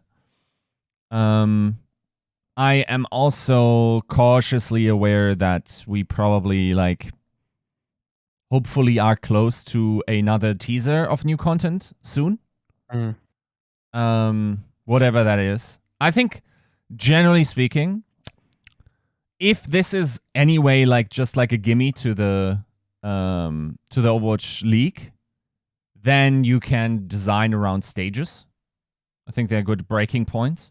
And then whatever like content injection you have, but in between stages, like that's probably a good content release schedule. But I'm getting a little concerned that like to be fair, like I already almost like prior to us getting or like the Overwatch League players getting access to alpha, I already was sort of scared of Sojourn not even being in there because we didn't have any additional teasers. And I mean, to be honest, that was never going to stay inside that alpha, right? So, like, I already thought like that was mishandled. I think that those trailers should have come out before the alpha even hit. So maybe they just disagree on that, and we're getting like content much closer to the actual release, which is maybe after stage 1. No idea. Also not soft leaking, just something that I'm speculating on. Yeah. But yeah, like I'm getting a little like I want to. This is now what you need to demonstrate to me. You want to be live service? Show me please what your aspired release schedule is, and you have even the easy one because presumably you have several heroes backlogged and whatnot, right? Like, I think I rewatched the grand final stream where Aaron Keller talked about like a couple of other heroes. Like that's pretty explicit, right? Like, like also like you guys saying like, are you guys seriously not expecting like more heroes? Yeah, I think that's a very, very like 95 percentile expectation that we're getting at least another hero this year, right? Or rather this season. People forget Overwatch 1 beta. We had so many content releases and new heroes just during the Overwatch 1 beta. We had a triple hit. People if forget you about guys it, like, remember, yeah, we had that triple release one time. It's like I don't get it. I just don't know. Genji. Yeah, I just don't know what happened to. I don't. The problem is it's hard for me to identify who is making these kind of comments and having these thoughts of like just assuming, I don't know, this is the final product, we're not getting anything else. Like, how do you arrive at that conclusion and who is thinking that? Because if it is actual Overwatch players, then shame on you. Because you should fucking know that even from our first beta in Overwatch 1 that we had new content. Yeah. That's true. Shame on you. And if you're from outside Overwatch, then okay, maybe that's a little bit more forgivable, even though, I mean, there have been betas in the past that have told you different. You should still be a little bit smarter than it. I don't know. Maybe I expect too much of humanity, I think, is really at the end of the day. The ultimate proof that dictatorships work is that, people just don't know what to think. So you got to tell them what to think. People need to be told what to think because they have no idea. That's why we're here. So people like Dunkey here are telling people what to think. Credit to him. He's being the internet dictator that he's wanted to be, and people are going to listen to him and just have their opinions dictated to them, which is also what I do on the internet. So I'm playing the game correctly as well. Anyway, the point is that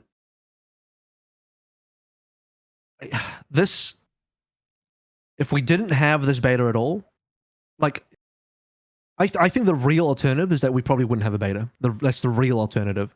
And so you're put in this really weird spot where either we either get this or we don't. And so it's almost like a lose-lose situation in a way if you are Blizzard, because you either do a beta now, which may be a little bit half-baked, and people get disappointed and people are upset there's not more, or you don't do a beta and you wait until, a year later when you got more shit that's ready and loaded up and you can do a bigger release. Then people are going to be upset for a year, like, oh, you neglected Overwatch, right? There's almost no kind of winning here. Mm-hmm. The only solution would have been like, oh, we're 1 year ahead of development. We're actually a year ahead, not a year behind. That would have been the solution, but that's just, wishful thinking. The marketing side as well. Yes, you touched on this, which is really important, is a big part of it. I think they really failed to market the beta for what it is. I think you needed to have a very public statement, declare what the intention and purpose of the beta is and what it actually is compared to the real product and the final product, where you need to say, hey, this is a technical beta where we are giving you a very, very early preview on what our new Overwatch 2 PvP gameplay looks like. This is not the final experience for Overwatch 2. There's still a full PvE side of the game that we haven't shown you just yet. and there is a lot more PvP features, including so and so more heroes, 5+ or 6+ new heroes, including X+ new maps and a new game mode that we haven't announced yet. So stay tuned for that. That'll all be coming later throughout the year in different beta phases. So please enjoy this technical closed beta for what it is now as we work on the rest of the content. If they simply said that, I just made that up on the spot. And that's already better fucking PR than what they actually did. Right? That's all they got to say. That you're just going to be straight up honest about what the fuck this is. Because otherwise, people like Dunkey make it up in their own heads and they mislead 3+ million people. By next week, it'll be 6 million. They'll mislead that many people into thinking that this is literally the final Overwatch 2 product that there is. And so that's super disappointing. It's a very disappointing look. And yeah, this video legitimately just made me angry because it was so misleading. Yeah, and I think to a decent degree, like you can just put it down to content farming. That's unfortunately. Here's the thing, Errol. How many clicks did we did you get for telling this exact reaction?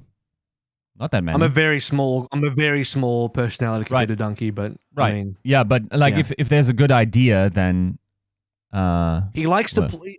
I'll get here's the part that I respect. He's playing to what will get him the clicks, and what will get clicks on the internet is negative news about anything Blizzard related. Yes, in the moment. If you slam Blizzard and you have a negative viewpoint on Blizzard, you get all the fucking likes, and you get all the fucking comments, you get all the fucking subscribers, and you get all the fucking views. Because people love to shit on that. The best part about the Dunkey video was that at the end, he said it was still better than Valorant, which was like, oh, what the heck? I'll give you that. It's bonus points from me. Yeah. Speaking of which, and we talked about this pre-podcast, the podcast before the podcast, was that factually stating, now this isn't me, look, I both love and hate Valorant in various ways. I think it's a great game, but there's also problems. So take that context as I'm about to go in this. This comment I'm about to make is not me hating on Valorant. This is just a factual comparison. Valorant, even today, as it currently stands with 7 maps, 20 agents, still has, factually speaking, less content than the Overwatch 2 beta. No, less content than the Overwatch beta. Actually speaking, right? 1-to-1 apples to apples comparison. To make the statement even better for you, here's another comparison that's even more mind blowing. The Valorant beta that came out had 3 maps, 10 agents, had fuck all content, had nothing in it. Was bare. There's nothing in it. It was bare fucking bones. Where was my Dunkey video at that point talking about how fucking stupid and shit and bad it was? I mean, there actually is a Valorant video that Dunkey made. I might have to go back to them and revisit it. It was a meme video. It wasn't like a... It was one of the videos where he just like goes around and just like has clips. Yeah, so not like a serious criticism video. Not like a like think he did. piece. Yeah, it wasn't this. He didn't have a what is it called again in the journalistic world? Yiska? Like it was a hit piece. A hit piece. Yeah. It wasn't a hit piece for Overwatch for Valorant back then. My point is, why am I bringing up Valorant? My point is, no one gave a fuck. During the Valorant beta, no one gave a shit that it was only 3 maps and 10 agents. There was no content to play. It was obviously no ranked, no deathmatch. You just played the same quick play Valorant, right? The entire way through. The good news is quick play Valorant and ranked Valorant is still MR12, is still playing the same game for the most part. So it's not like Overwatch where you only play half the game. It'd be like quick play Overwatch ported to Valorant would be like you only play attack side and then the game ends. And then that's it. No, you don't get to play the defense. So my point is that Valorant had such little content in the beta and nobody gave a fuck. People played it. They loved it. They were sucking Riot's dick like you wouldn't believe. Because it's new, AVRL. It's new. We've never seen anything like it before. They were like hard grapefruit deep throating that shit. And then even now, you know, where again, factually speaking, actual fact, scientific fact, 1-to-1 comparison, apples to apples, Valorant, even today on live, less content than the Overwatch 2 beta. That is a literal fact that you cannot argue against. Less content than the Overwatch 2 beta. Okay, you could argue that there's ranked and there's like deathmatch and stuff like that. I'll give you that. But like you have more variety of what you can play in Overwatch 2 beta from like heroes and app standpoint. So that's where I'm trying to anchor myself. So before you come at me like, oh, there's ranked in Valorant, I know. And it would be nice if we had ranked in Overwatch 2. But you want to get into that discussion, there's fucking ranked in Overwatch 1 too. So I mean, there's definitely more content in Overwatch 1 than there is in Valorant currently. So we can go there if you want. My point is, people don't seem to give a shit about that. People don't seem to. I'm not trying to shit on Valorant. I'm just using it as the example. People don't seem to give a shit that Valorant doesn't have a lot of content, but I guess it gets regular enough updates, and that people are okay with that. Is it just the case that people don't think that Overwatch 2 is going to get updates? Are we just not of the belief that people just not realize that Overwatch 2 is going to get steady updates, even though Aaron Keller made it pretty apparent that he wanted it to be a full live service game? And in his own words, he was saying something like, we want it to be a game that's alive. I think he literally used the word alive or something. So, I mean, I just don't get it. Like, people are so down on the amount of content in a beta like this, but will happily lap up less content in a full release other game and have no complaints. Crazy, right? The cookie crumbles. Crazy world we live in. No, you just gotta frame correctly. You gotta like tell a story of like rapid improvements, novelty injections. Like, I don't know, to a decent degree, like I kind of get it. Like, you don't want, the same experience all the time. And if the gameplay loop doesn't provide like novelty for you, tough luck. But like that just like plays into the point that Blizzard needs to have a better understanding how to roll out the same amount of content, right? Like, I very much, again, like that's the same point. Like, as I said earlier, like, AVRL, you didn't get even any social brownie points for pointing out what was going to transpire. I wrote an article basically outlining what situation we are going to be in, by the way. I pretty much softly... People disliked me for saying it. People disliked me for actually even saying it back then. Yeah. No, it's all about timing. It's not about what you do. It's like how you do it and who says it. That's just like the reality of the situation. It's not about content anymore. In the idea of like what is inherent in the content. We're past that. We're in a past like idea-shaped era. It's all about who, and it's about when. It's about finding the right timing and the right words to package the same like pile of shit for everything single game. PR. Right? It's all PR. So yeah, like what's ironic? Despite this entire generation and partially millennials, but a lot of Zoomers trying to be like all super genuine and they like the scuffed production, they like the scuffed streamers, they relate to XQC because he's scuffed, and they pretend to be truth seekers, they want to seek the truth and they want justice. This is like the biggest generation of people who fucking lap up PR that I've ever fucking seen in my life. They fucking suck the dick of PR like you wouldn't fucking believe. They eat that shit up. Like they love being lied to. In fact, they hate being told the truth. They dislike you try and tell them the truth. No, they don't want to hear it. They love sucking the dick of PR. It's unbelievable. Yeah. So, I mean, I think it's also fair to say that most people don't like fully like either don't have like the emotional resource or time resource to engage with their hobbies to that degree. I think that's also something that alienates the both of us, AVRL, because I think we are generally people that are pretty like heavily into the stuff that we do, and like I can because I care about the truth. Funny that. Like I care about the truth. What are you trying to say? What are you trying to say, Yiska? What are you trying to say, huh? Why am I not? What are you trying to say?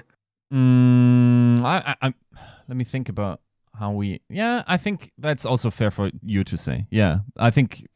If you're here and you haven't disagreed with me, you can be in the club. No, it's fair from some point of view. Like, I can't even shit too much on the fans because there's some mode of like just being... Like, it's your recreational time. You don't have to care like about everything and like sweat your hobbies or whatever, right? Yeah. But like, that's not my issue. It's my issue is then shitting on people that do care more, and like shut down their opinions, or rather like shit on like when they have a take that will inevitably become true because they have invested more time in it. That's my whole gripe with the situation. Mm-hmm. Like the article I wrote about that very issue of framing, and I framed it as why you may have to decide if Overwatch 2 launched for you, right? And almost like that question is already sort of like, at the time I already knew that wasn't actually a question because we're not playing Overwatch 2 right now. At least not in my mind, right? Yeah. So we're not playing the full Overwatch 2 in any case. Yeah. This is definitely not the actual Overwatch 2 game. But like, if you're too far away from whatever, like there's in politics you call it the Overton window, right? Like the range of acceptable policies that you can bring up to the public without being crucified, right? Something like this exists in every type of discourse. And if you're a little early on it because like you're involved and you're trying to ring the bells, it's not that they don't care. Apathy would be one thing. They will actively like sabotage your point. And that's the really like tiresome point, man. Like fighting that fight gets so tiresome. And I think like over the years I've gotten jaded to the point where unfortunately I now care less or just expect that to happen. Mm-hmm. While I know AVRL, you are still in it for the good fight and you still have a lot of fight in you. I hang up the sword every night before bed. You know, I no longer sleep with a dagger under my pillow. That's improvement. It's definitely mental improvement. I feel less depressed because of that. I'm still depressed most days, but you know that's what happens when you come back with. That's what happens when you come back with blood on your face after fighting the good fight with your sword and shield day in and day out. You know, it wanes on you. It wanes on your fucking mental. Yeah, we should probably start wrapping this up because we still have a quick bit of news to get through. But the final thing I'll say is that before anyone comes out and be like, "Oh, AVRL's attacking the fan base again," I happily admit that Blizzard fucked up their marketing. I think they definitely fucked up their marketing for this. It's not just on the fans. I think the fans could do a better job of like trying to sift through the bullshit and find the truth. Right. But I also respect that, yes, as Yiska pointed out, that takes a lot more effort. It's not for everybody. It is what it is. I can't blame the people too much for that, but I absolutely do along the same lines of what other people are probably thinking. Wish that Blizzard had a better PR stance towards. I mean, I even gave an example what I think they should have said. If they just said that, they just told people what this beta was, there'd be less confusion. The amount of people that still think you're going to pay $60 for this game is just ridiculous to me. It's like you still don't, you're still not even aware that it's free to play. Like fuck me, you know, it's just. It's the combination of misconceptions, misunderstandings, and just like misinformation being compiled together that then fuels a hate train wagon that I'm like, if you're gonna dislike something, dislike it for the right reasons. Give me some substance. Give me something real to work with. Don't get on this fucking hate train and you know, instead of shoveling coal, you're just shoveling lies into it. Like hate something for the right reasons like I do. Yeah. I hate plenty of things, but at least I do it for the right reasons. I don't hate things because I've been misled. So the amount of people that are like, "Oh, what a ripoff! This is Overwatch 1.1. This is all we're getting," you know, and Blizzard's going to try and charge me $60 for this, and they're going to do Overwatch 3. It's like, no, none of that is even fucking true. Yeah, it's not going to be an Overwatch 3. You're not going to pay any money for this game. Like at the same time, it would be very easy to advertise with free upgrade, right? Yes. Why are we not doing that? Like legendary. They already edition. said it though, but they already they said it in like some bumfuck like panel that you can't expect. In 2019 BlizzCon, not online, just the normal BlizzCon in Anaheim. Jeff gets on stage on the mythic stage and he says, "And don't worry, no one's getting left behind." Yeah, I agree. You're gonna get Overwatch 1 is gonna get converted into Overwatch 2. He fucking said it. Yeah, but like it's like everyone just forget. Half of these people were still like in fucking like different mental states in their life. You can't expect them to remember, you know, like they're not living necessarily, especially those that level that criticism haven't cared about Overwatch since hearing that. Do you know what? The real thing that I can't get over about society, I've just turned this into a real different kind of topic, but it's TED Talk relevant. now. It's relevant. The contradiction of real life in these days is you have again an entire society of people who are so apparently on the outside, they're so against misinformation. They're like, you know, I can't trust the government. You know, I'm not going to get a COVID vaccine. I can't trust the government, and you know, the government's lying to me, and the corporations are lying to me, and all this kind of stuff. And yet, these same dickheads will online just trust a random Redditor or a random fuckwit on Twitter and just like accept it, just eat that shit up, just suck the dick of PR and Twitter and Reddit and just eat that shit up for free, no question marks. The only source that these dickheads have on Reddit is like, oh, source, trust me, bro. And that's apparently enough to sway these people. And yet these are the same motherfuckers online and be like, oh, I don't trust the government. It's like, yeah, but you'll trust some random moron you don't even know on the internet. Apparently they're trustworthy, right? Come on. Yeah. I mean, Fuck's That's wrong with America society in a these days? nutshell. yeah, but Okay. yeah, once Close to again, home. I think like if you just now advertised with free upgrade, like, and to a degree, like you're getting the free beta anyway. Like I'm not sure like why Yeah. everyone's so like you got access anyway. Like, It's like now they're gonna. Yeah, it's like after you get a free beta, now they're gonna make you pay $60 for it. no, yeah. Very good. The amount of people that also is like, well, I'm not going to play Overwatch 2. I'm just going to keep playing Overwatch 1. It's like, Yeah, Overwatch okay. 1's Okay. Overwatch 1's about to be deleted, dude. Good luck, Overwatch dude. 1's about Okay, dude. to be Yeah. I'll be there with you in your mind palace when you're playing it. Yeah. Yeah. Okay. Oh, it's funny. Okay. We actually have some news to talk to. If you actually did what I said at the start during the intro, and I was like, all right, if you want to hear about the Chengdu stuff, you can go to the timestamp. You actually went down the timestamp, like, holy fuck, that's like 2 hours later. Wow. Welcome to the podcast. Welcome to 2 hours later. All right, let's leave stays. That's the headline. The biggest off-season news this week is we talked at length about the whole Chengdu thing. Can't remember if Kenobi was. I think he was for a little bit of it. But back then it was speculation. We're like, well, what could Chengdu do? And now we know what Chengdu do, and they do. But they did keep Leave, so it's not that do because they did keep Leave. So Leave stay. I don't know whether that's because they failed to sell him, like no one was willing to buy. Maybe it's too expensive. Maybe everyone just got their rosters. Overseas teams in America probably don't want to deal with the visas right now. So, you know, Hangzhou and Guangzhou were the only other teams that could probably get him, and they couldn't afford him or didn't want him. Who knows? The point is they couldn't sell him, so they're going to keep him. And they're also going to keep Jinmu, Gaga, Nisha. Was it Monk or Farway? Which one do they keep and which one do they leave? Monk is the Monk. one that's still there. Monk they kept. And they also added a new player in Daisy, aka Dai, aka X-Ray from Team Chaser. No, Riven from Team Chaser. Oh, it's sorry, not X-Ray. It's a Riven from Team Chaser. That's why we got on Kenobi, because Kenobi knows the stuff. Yeah. Well, Daija was Dai on Team Chaser, then he was Riven also on Team Chaser, and then X-Ray was the main tank. So he's the one. I guess they're still keeping him technically because he was contracted under their academy team. This feels very much though that like, ooh, maybe Gaga's not doing so well in scrims. We need another off tank instead of that third DPS that we had. Is it? It could just be insurance.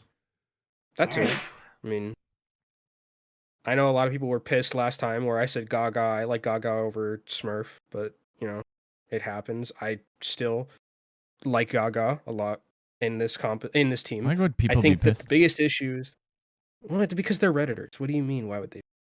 I mean, I think that Gaga still has the talent to play like literally everything. Like I said last time I was here, he's played every main tank at a high level throughout his entire career. Daija is just someone who I think offers that depth, I guess, that they want here. Probably very cheap. Like they didn't have to pay a lot for him. I think Aprita's contract. The biggest crime here is that Aprita's not going to be on an Overwatch League team this season because I think he was genuinely going to be rookie of the year candidate. Obviously, we all know that like Proper is going to be rookie of the year most likely, right? We just kind of have told ourselves that, but Aprita was going to be there, and now he's not going to be in the league at all, which sucks. I think his like an Aprita Leave DPS duo would have been disgusting. The problem is that they're stuck with Jinmu, and Jinmu, Volmel's not here, so I'll say it. Jinmu's a funny hero player. Can play Pharah. Pharah, not the greatest right now. No one disagrees. Yeah. I mean, he Pharah, not the greatest right now. Flying characters kind of suck. If there's anyone who's going to play it, it's probably going to be Chengdu, though. Genji, luckily for them, is in a very good state in the current moment. So, like, Genji's, they can kind of, like, coast off the back of Jinmu can play Genji, and, like, they can continue forward that way, and Leave just plays whatever else under the sun. But if we get to, like, these other parts of the year where Genji's not in the meta, Pharah's not in the meta, Jinmu has to go very deep into that hero pool that's not very healer. It's like very deep. It's like the kiddie pool. Sombra. It's going to be a problem for Chengdu. I mean, no, I don't want to see. Enough of that. It was fine. Do you think they should have gotten rid of Jinmu and kept the Predator? I have my own thoughts on this, but I'll get yours first. So Aprita is a hit scan player. If you pick up Aprita, you are telling Leave you're playing projectile DPS, which is not something I'm terribly opposed to, because it is Leave, and Leave can play literally everything. But like Leave's best heroes are like, you know, these heroes that like aim heroes, like he's still very good at, like Sojourn, I think he'll probably be very good at. Probably really good at the Soldier 76, probably good at a lot of the heroes.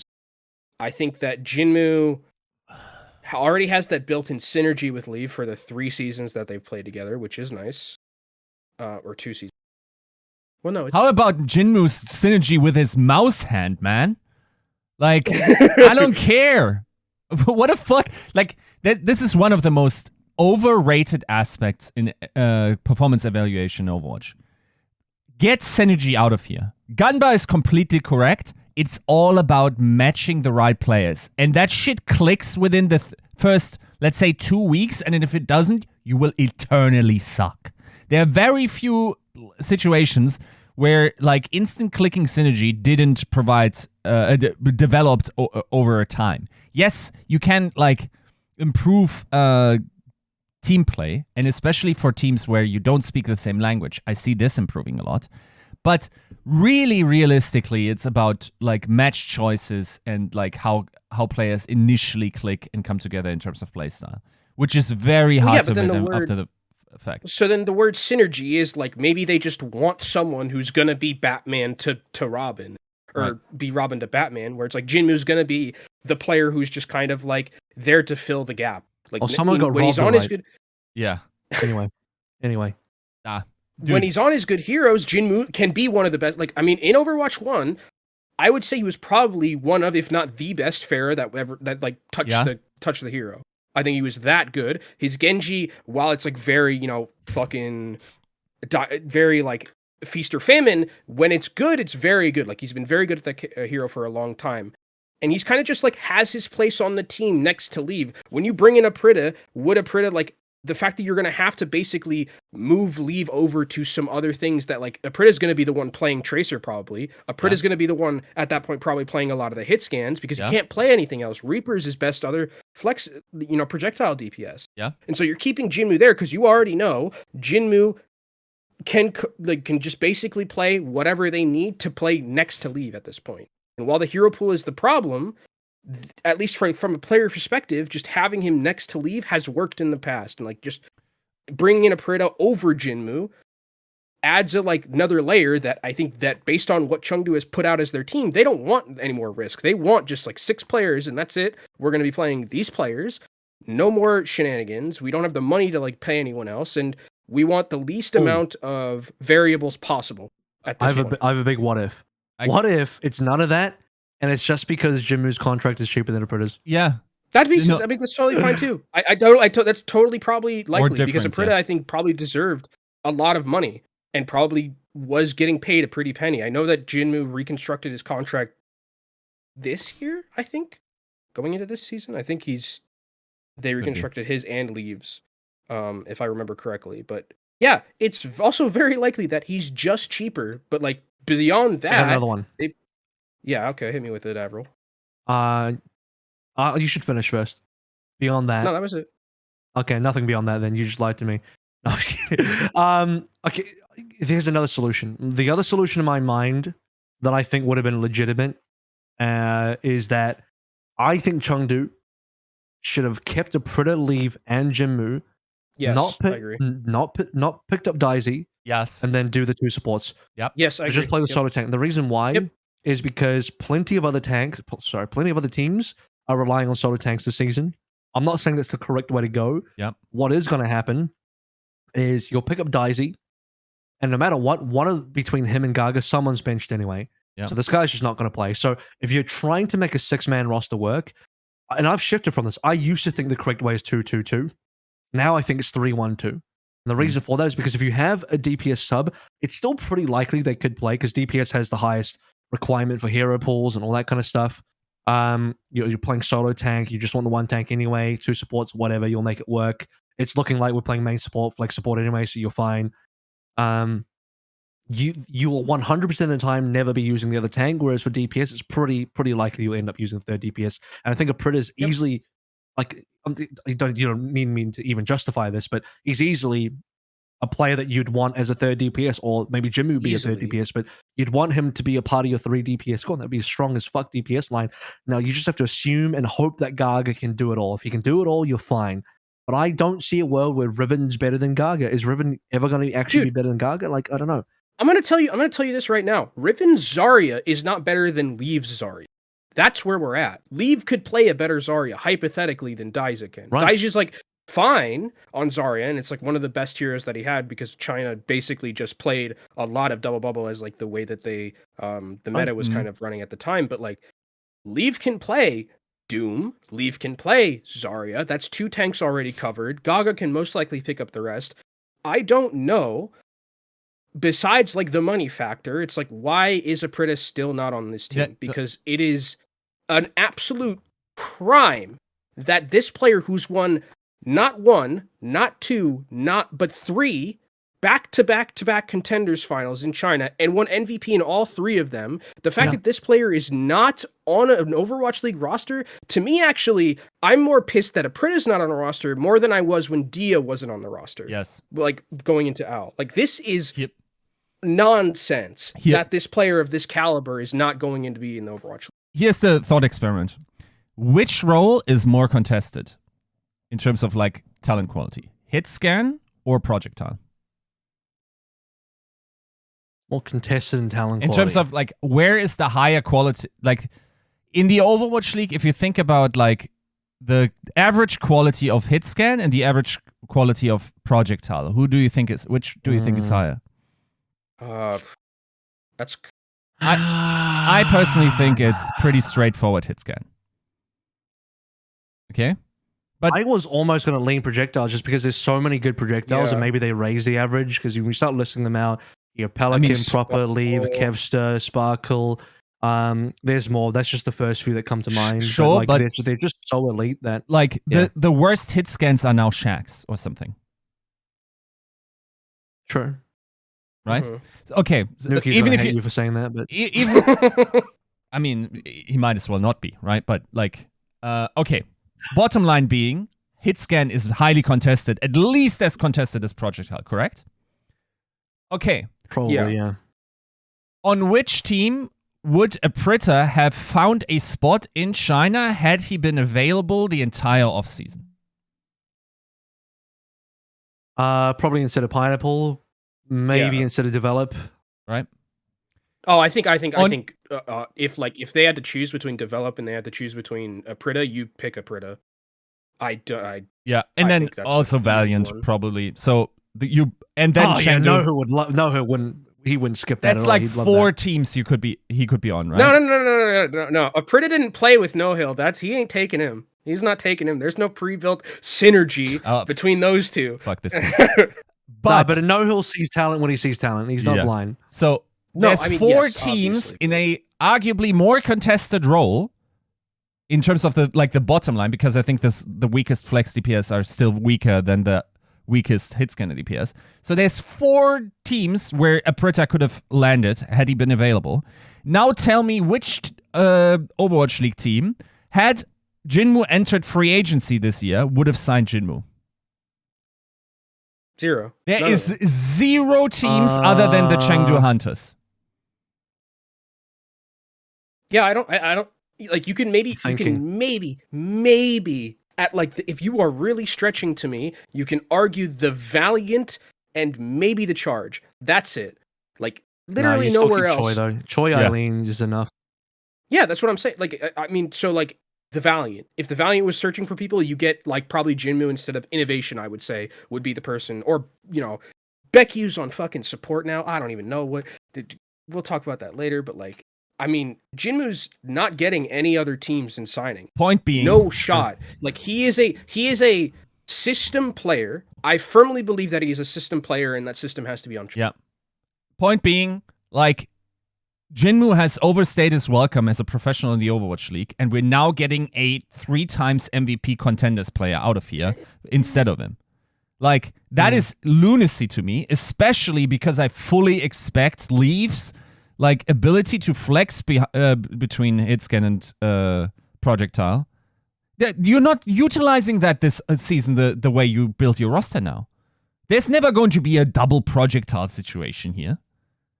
You're like not using, like you're in a restricted resource situation and you're not using one of the best resources in terms of flexibility in the world. What the fuck? Now, I will say there's a very real possibility that this all was tried and in scrims and it didn't work out and they are matching needs. Someone needs to explain that to me. What didn't work? Like, did the Predator not show up? Is it a complete no-show now? Like, A Predator is Gaga It's like the same shit. completely fucking useless on off tanks? Is that what's going on here? Like, someone explain this to me. I don't understand.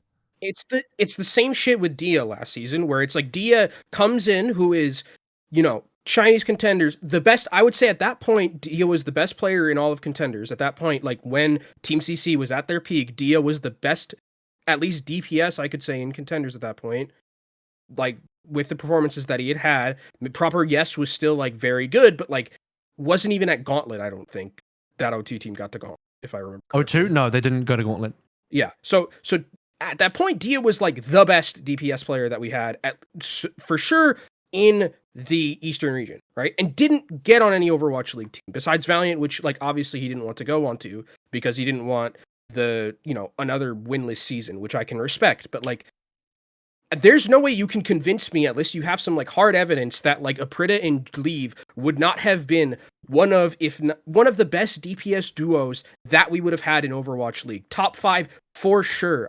Unless like something disastrous happened between their communication, there's no way that I'm ever going to believe that Leave and Jinmu would be a better DPS duo to have than Leave in Aprita, or just like getting all 3 of them and just not signing Daiji. Because I don't know why Daiji is here.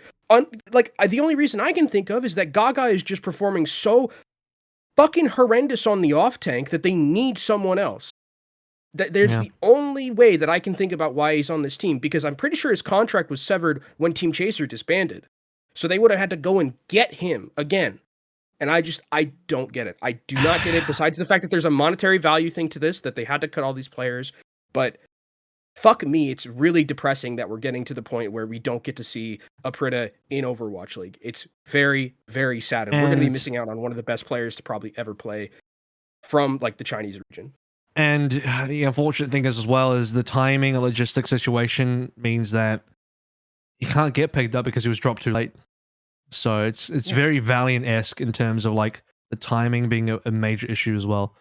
So I really hope Aprita can find some success somewhere, because he deserves it. Let's speed through some of the other signings here, because that was probably the main team thing. But yeah, let me just list off all the other signings and all the other moves, and we'll kind of do a brief overview of them, and everyone can kind of go over the ones they want to. So what do we have here?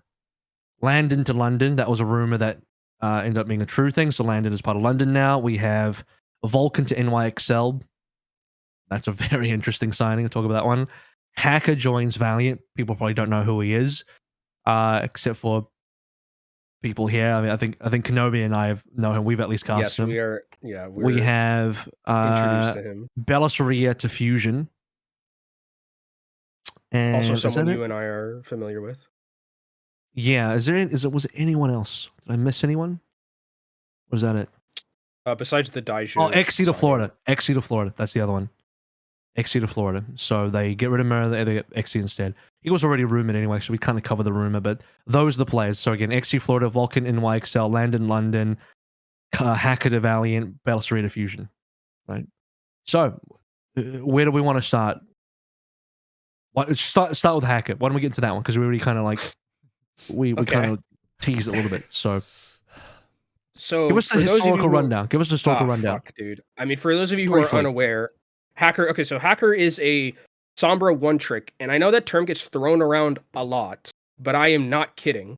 He is a Sombra one trick. That's all he played when It's in the name. when him and It's in the name. LG Huya won contenders with No Hill as the coach, by the way, and No Hill was the one that gave Haker his shot from Ambitious Immortals. If people remember Ambitious Immortals, they were the ones who kind of, I think, pioneered this like Doomfist main tank composition that was very popular for like a bit. He only played Sombra, and I mean only played Sombra throughout the entirety of that Chinese contender season when they won in season 1, and then he retired after season 2 because it was, I mean, the gauntlet run that they had was awful because teams were like, you can't just run Sombra goats against us, we're gonna clap you. And they didn't do very well. LG Huya busted out, they lost China a gauntlet spot, which was not fun. And then he retired. That was it. And I never thought we'd see him again. He came back and like played on like one team for like some Aurora Cup in 2021. And then suddenly he's in Overwatch League. A Sombra one trick has made it to the Overwatch League. And this is someone who would like talk about how like they didn't even think Overwatch League was a possibility, nor did they even really want it. So I don't know what No Hill is doing. The thing is I have full faith in No Hill, but I'm starting to get to the point. He is doing that on DA stream. I'm getting to the point though with No Hill where I'm like, there's got to be some sort of like payoff to this because you are doing quite a bit in terms of just creating your mind palace in the mortal realm. And I don't know what the hell's going on, man. It's you got 5 DPS on this team. Becky's playing support. You have a pretty decent support line though with Coldest and with Lengsa. Sashin is clocking out mid scrim at 10:30 because he doesn't like he wants to get out. Like what this team? This is a team that like you can have zero expectations of what this team is going to do because there is so much going on, so many variables that I don't know how to rate this team in terms of like what they can do. Like I think they'll probably still be last based on where I have them in my power rankings, but holy fuck, is this going to be like an incredibly interesting team to watch going forward and like what they do and what No Hill manages. Tell us the story about the song, by the way. You got to do that. Oh, okay, yeah. In one of his retirement tweets, Haker was retiring, and he said, when he was like starting to play Overwatch and starting to be a pro, it was during the time where the League of Legends Worlds were going on, and Legends Never Die was the song, and he read the song's lyrics and realized that he shouldn't give up on esports. So, yeah, he just wanted to be the best at something, the best Sombra. I think there was a brief period where, along with like Doha at the time, I think he was arguably the best Sombra in the world. I think there really was a time where I thought he was very, very talented and very good on that hero. And it could have been argued, but yeah, he's has the anime journey, man. Like Can I just going say, from Legends Never Die to like can I this just other say, shit? dude, like what kind of a fucked up narcissist do you have to be to listen to Legends Never Die and go like, that song's about me. I'm immortal. I will never die.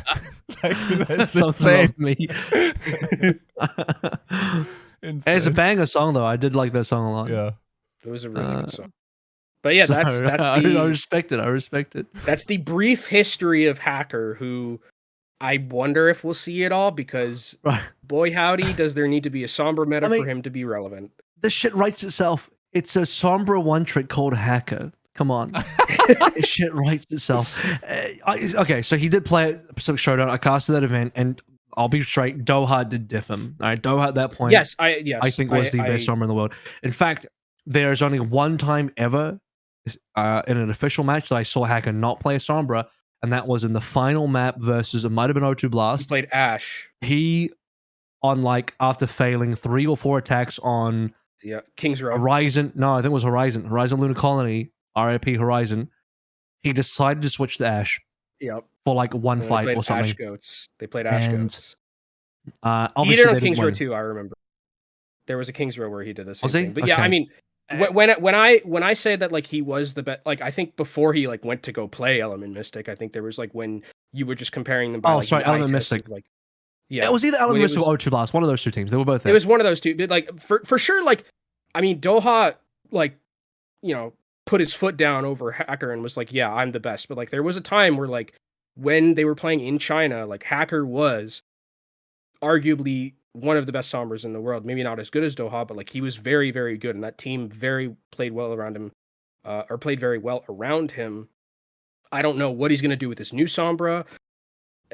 There's already other good Sombras in the league, like Lip. Like I don't know. I don't know where this signing came from, and No Hill is continuing to surprise me. So yeah, that's Hacker. It's a 5 DPS team. It's such a good meme that Innovation even made a tweet about 5 DPS, joking about it. Dude, they need Spectra, and Spectra needs to get older, and they could just like complete. He is actually old enough. He just meets the cutoff, but he's not eligible until the end. But he does meet the cutoff now. All right. Spectra's on O2 though, so he'll be fine. He's in the O2, championship squad. They'll turn him into a monster. I'm sure he already is a bit of a monster, but he'll be even better. My favorite OCE player of all time, Spectra. So that's Hacken. Who knows if they'll play? Who knows if he plays anything but Sombra? Who knows if Sombra's even going to be meta? Maybe, maybe not. Probably not. Not at the moment. Maybe later.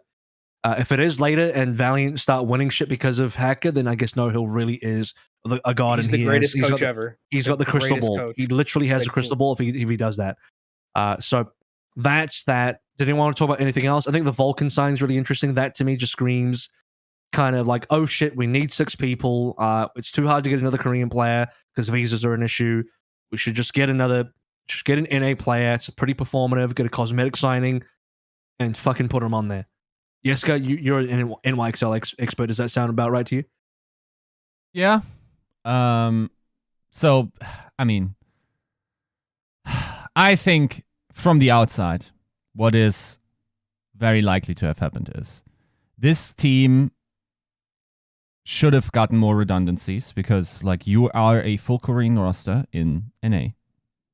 You should have had more players. I'm sorry. Like, the org had to pony up. If you're coming back to NA, you got to do it, right?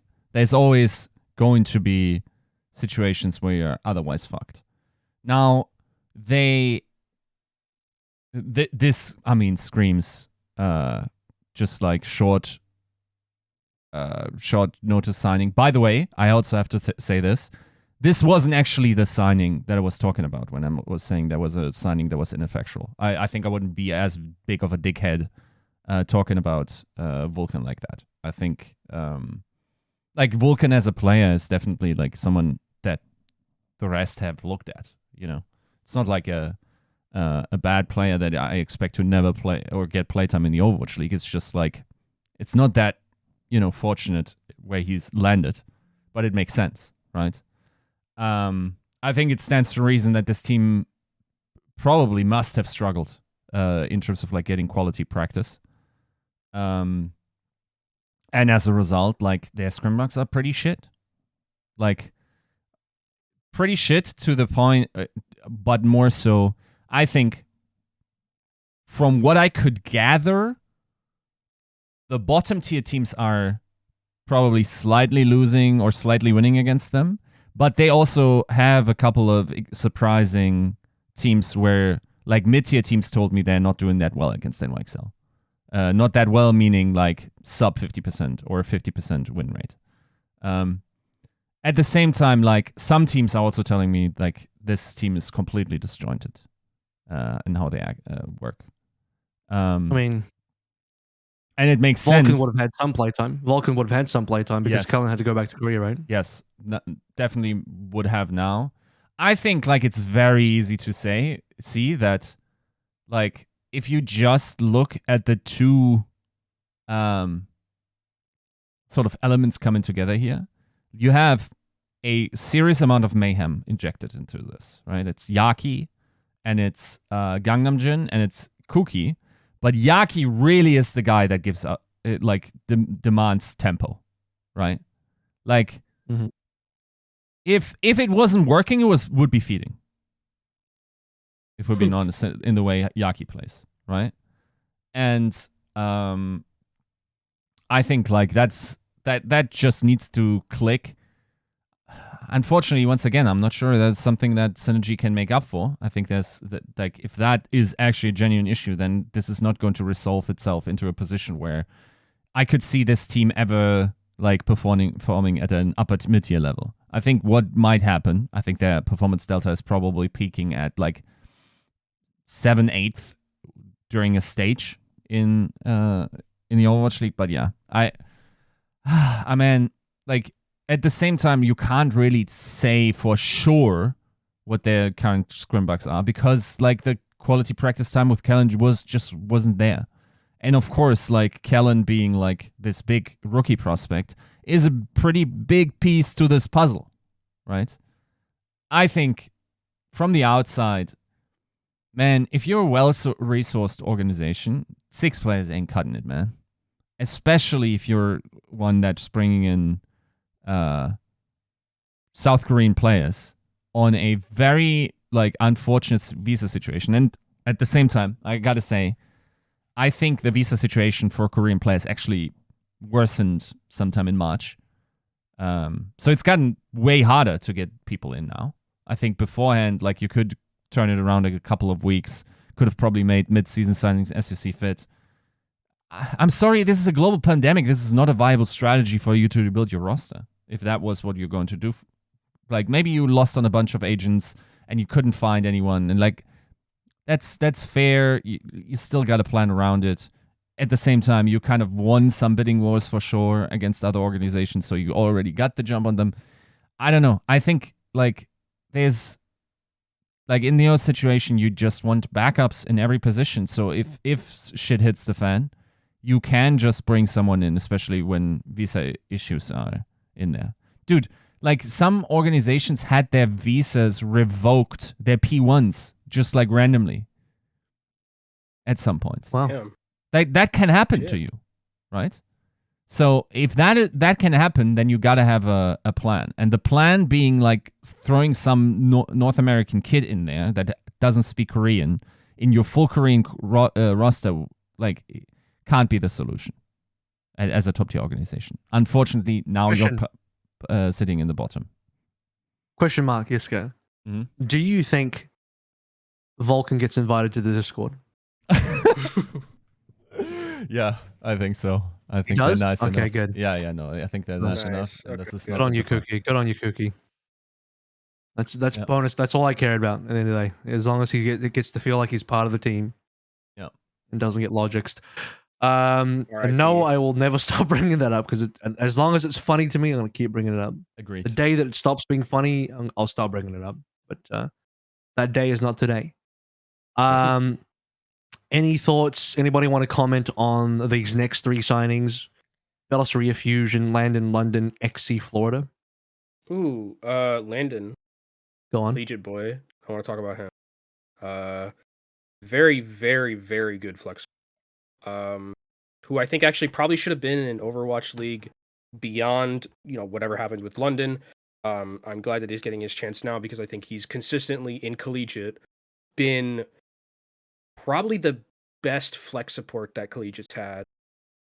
It's like him and Luke, I think currently were like the 2 that I were thinking were like very, very good. Are you including Ultraviolet into this conversation, or this is like a sans Ultraviolet conversation? He was like there for like, I mean, UV was in collegiate for like a semester. So discounting, let's say, all the Redbirds players, which I mean, Luke Mino was one of them, was the other. Well, Luke was like, I think he played main support when they were playing because they didn't have OG. So it was Luke playing main support mostly, and then UV was playing support.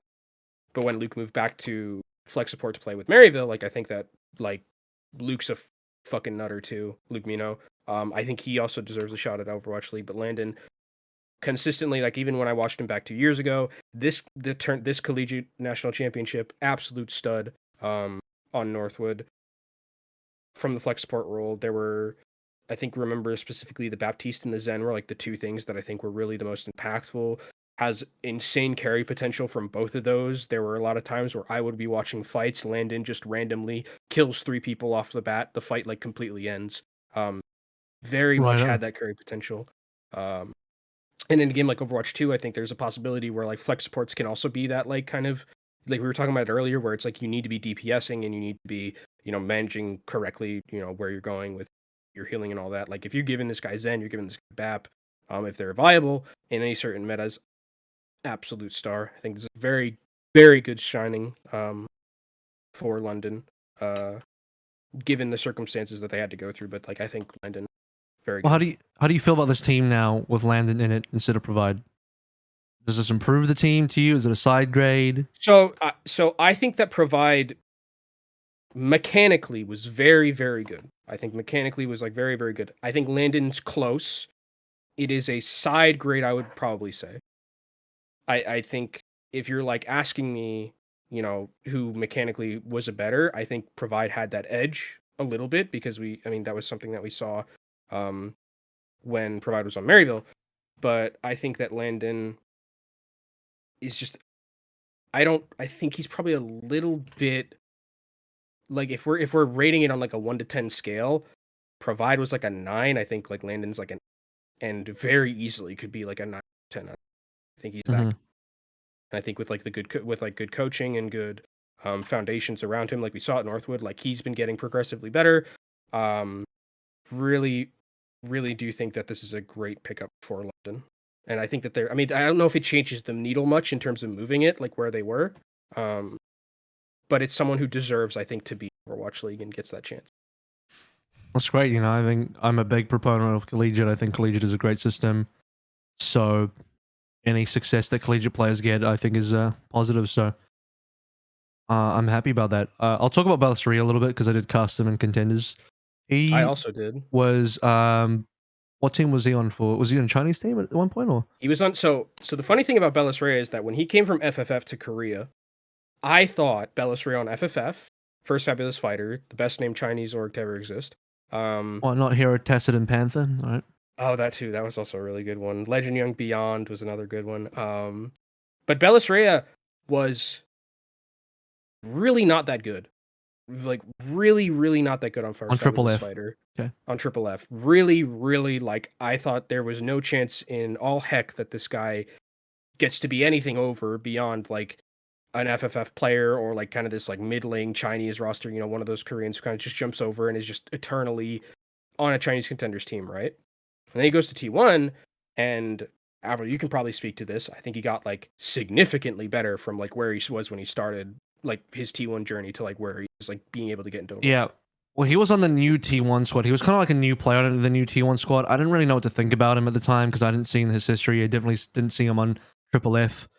And it just kind of came in neutral. I thought he was an okay player. T1 took a while to get started, but T1 started to get really good. I never felt like he was truly elite, but he was getting there. He was starting to really compete. I definitely would have had Kellen still above.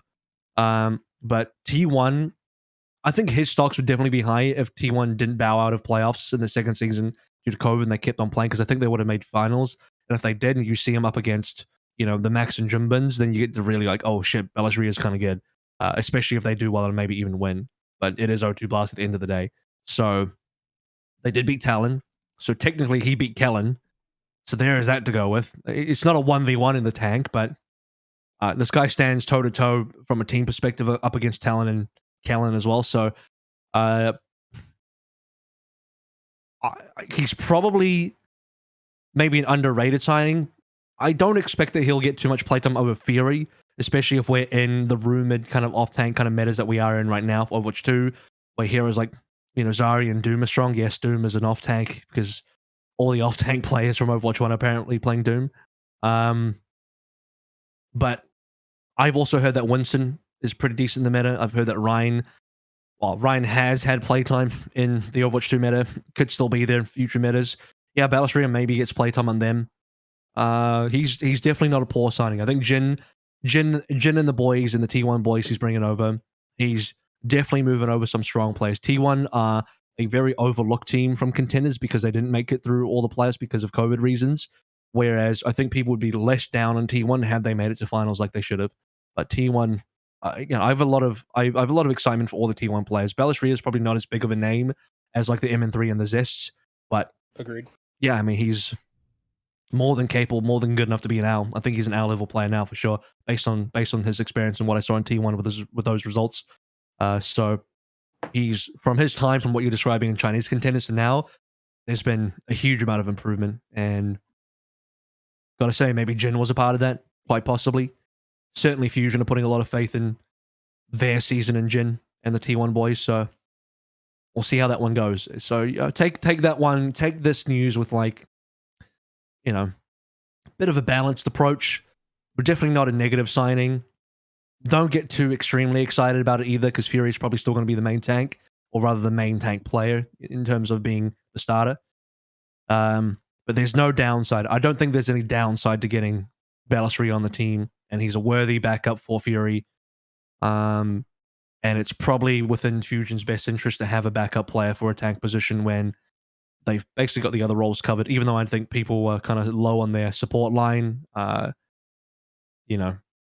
I don't know how good Fury's Ryan and Winston are, so might be best to have somebody covering that for now. And then there's what do we have left? We have Xe, and Good to see him back. That's just Xe, really. Yeah, just good to see him back. Where you have to kill Mirror for him, sadly. I do like Mirror, and we're unfortunately not going to have Mirror anymore. Yo, But I'm telling you right now, people are underrating this Mayhem team, man. I think this team is they are. pretty good, and people are underrating the fuck out of them. Yep. This DPS line alone is like sick as fuck. I think people are about to learn that someone is one of the best prospects coming out of contenders.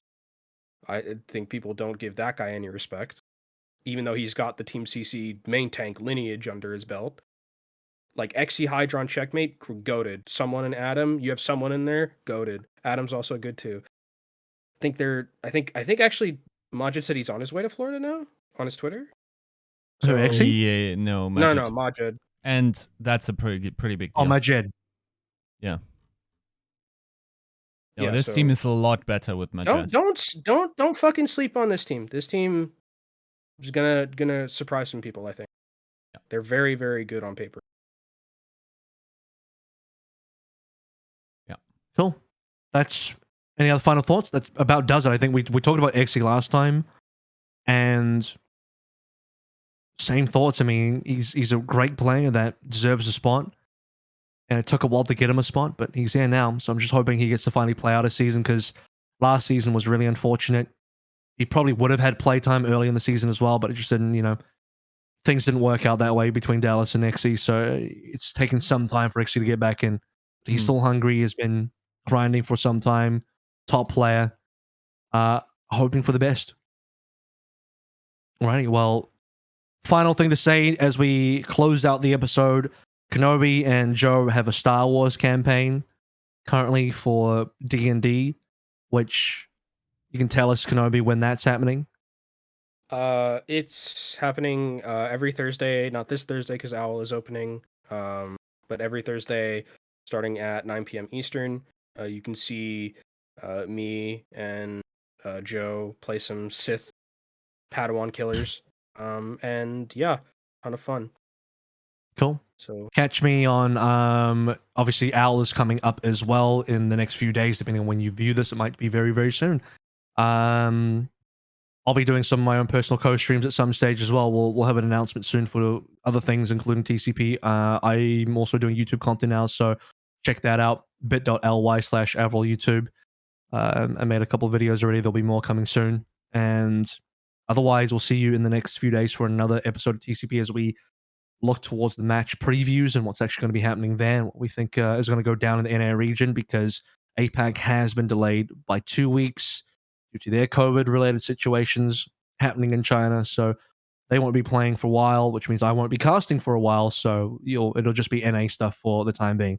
But other than that, thank you so much for hanging out. Thank you, Kenobi, for coming on the show again at late notice. Episode 229 had a big talk about the beta, talked about some of the new changes to teams' rosters as well. And we'll see you next episode, which is happening this week, 2:30, coming at you soon. Overwatch League, Week 1 previews. We'll see you then.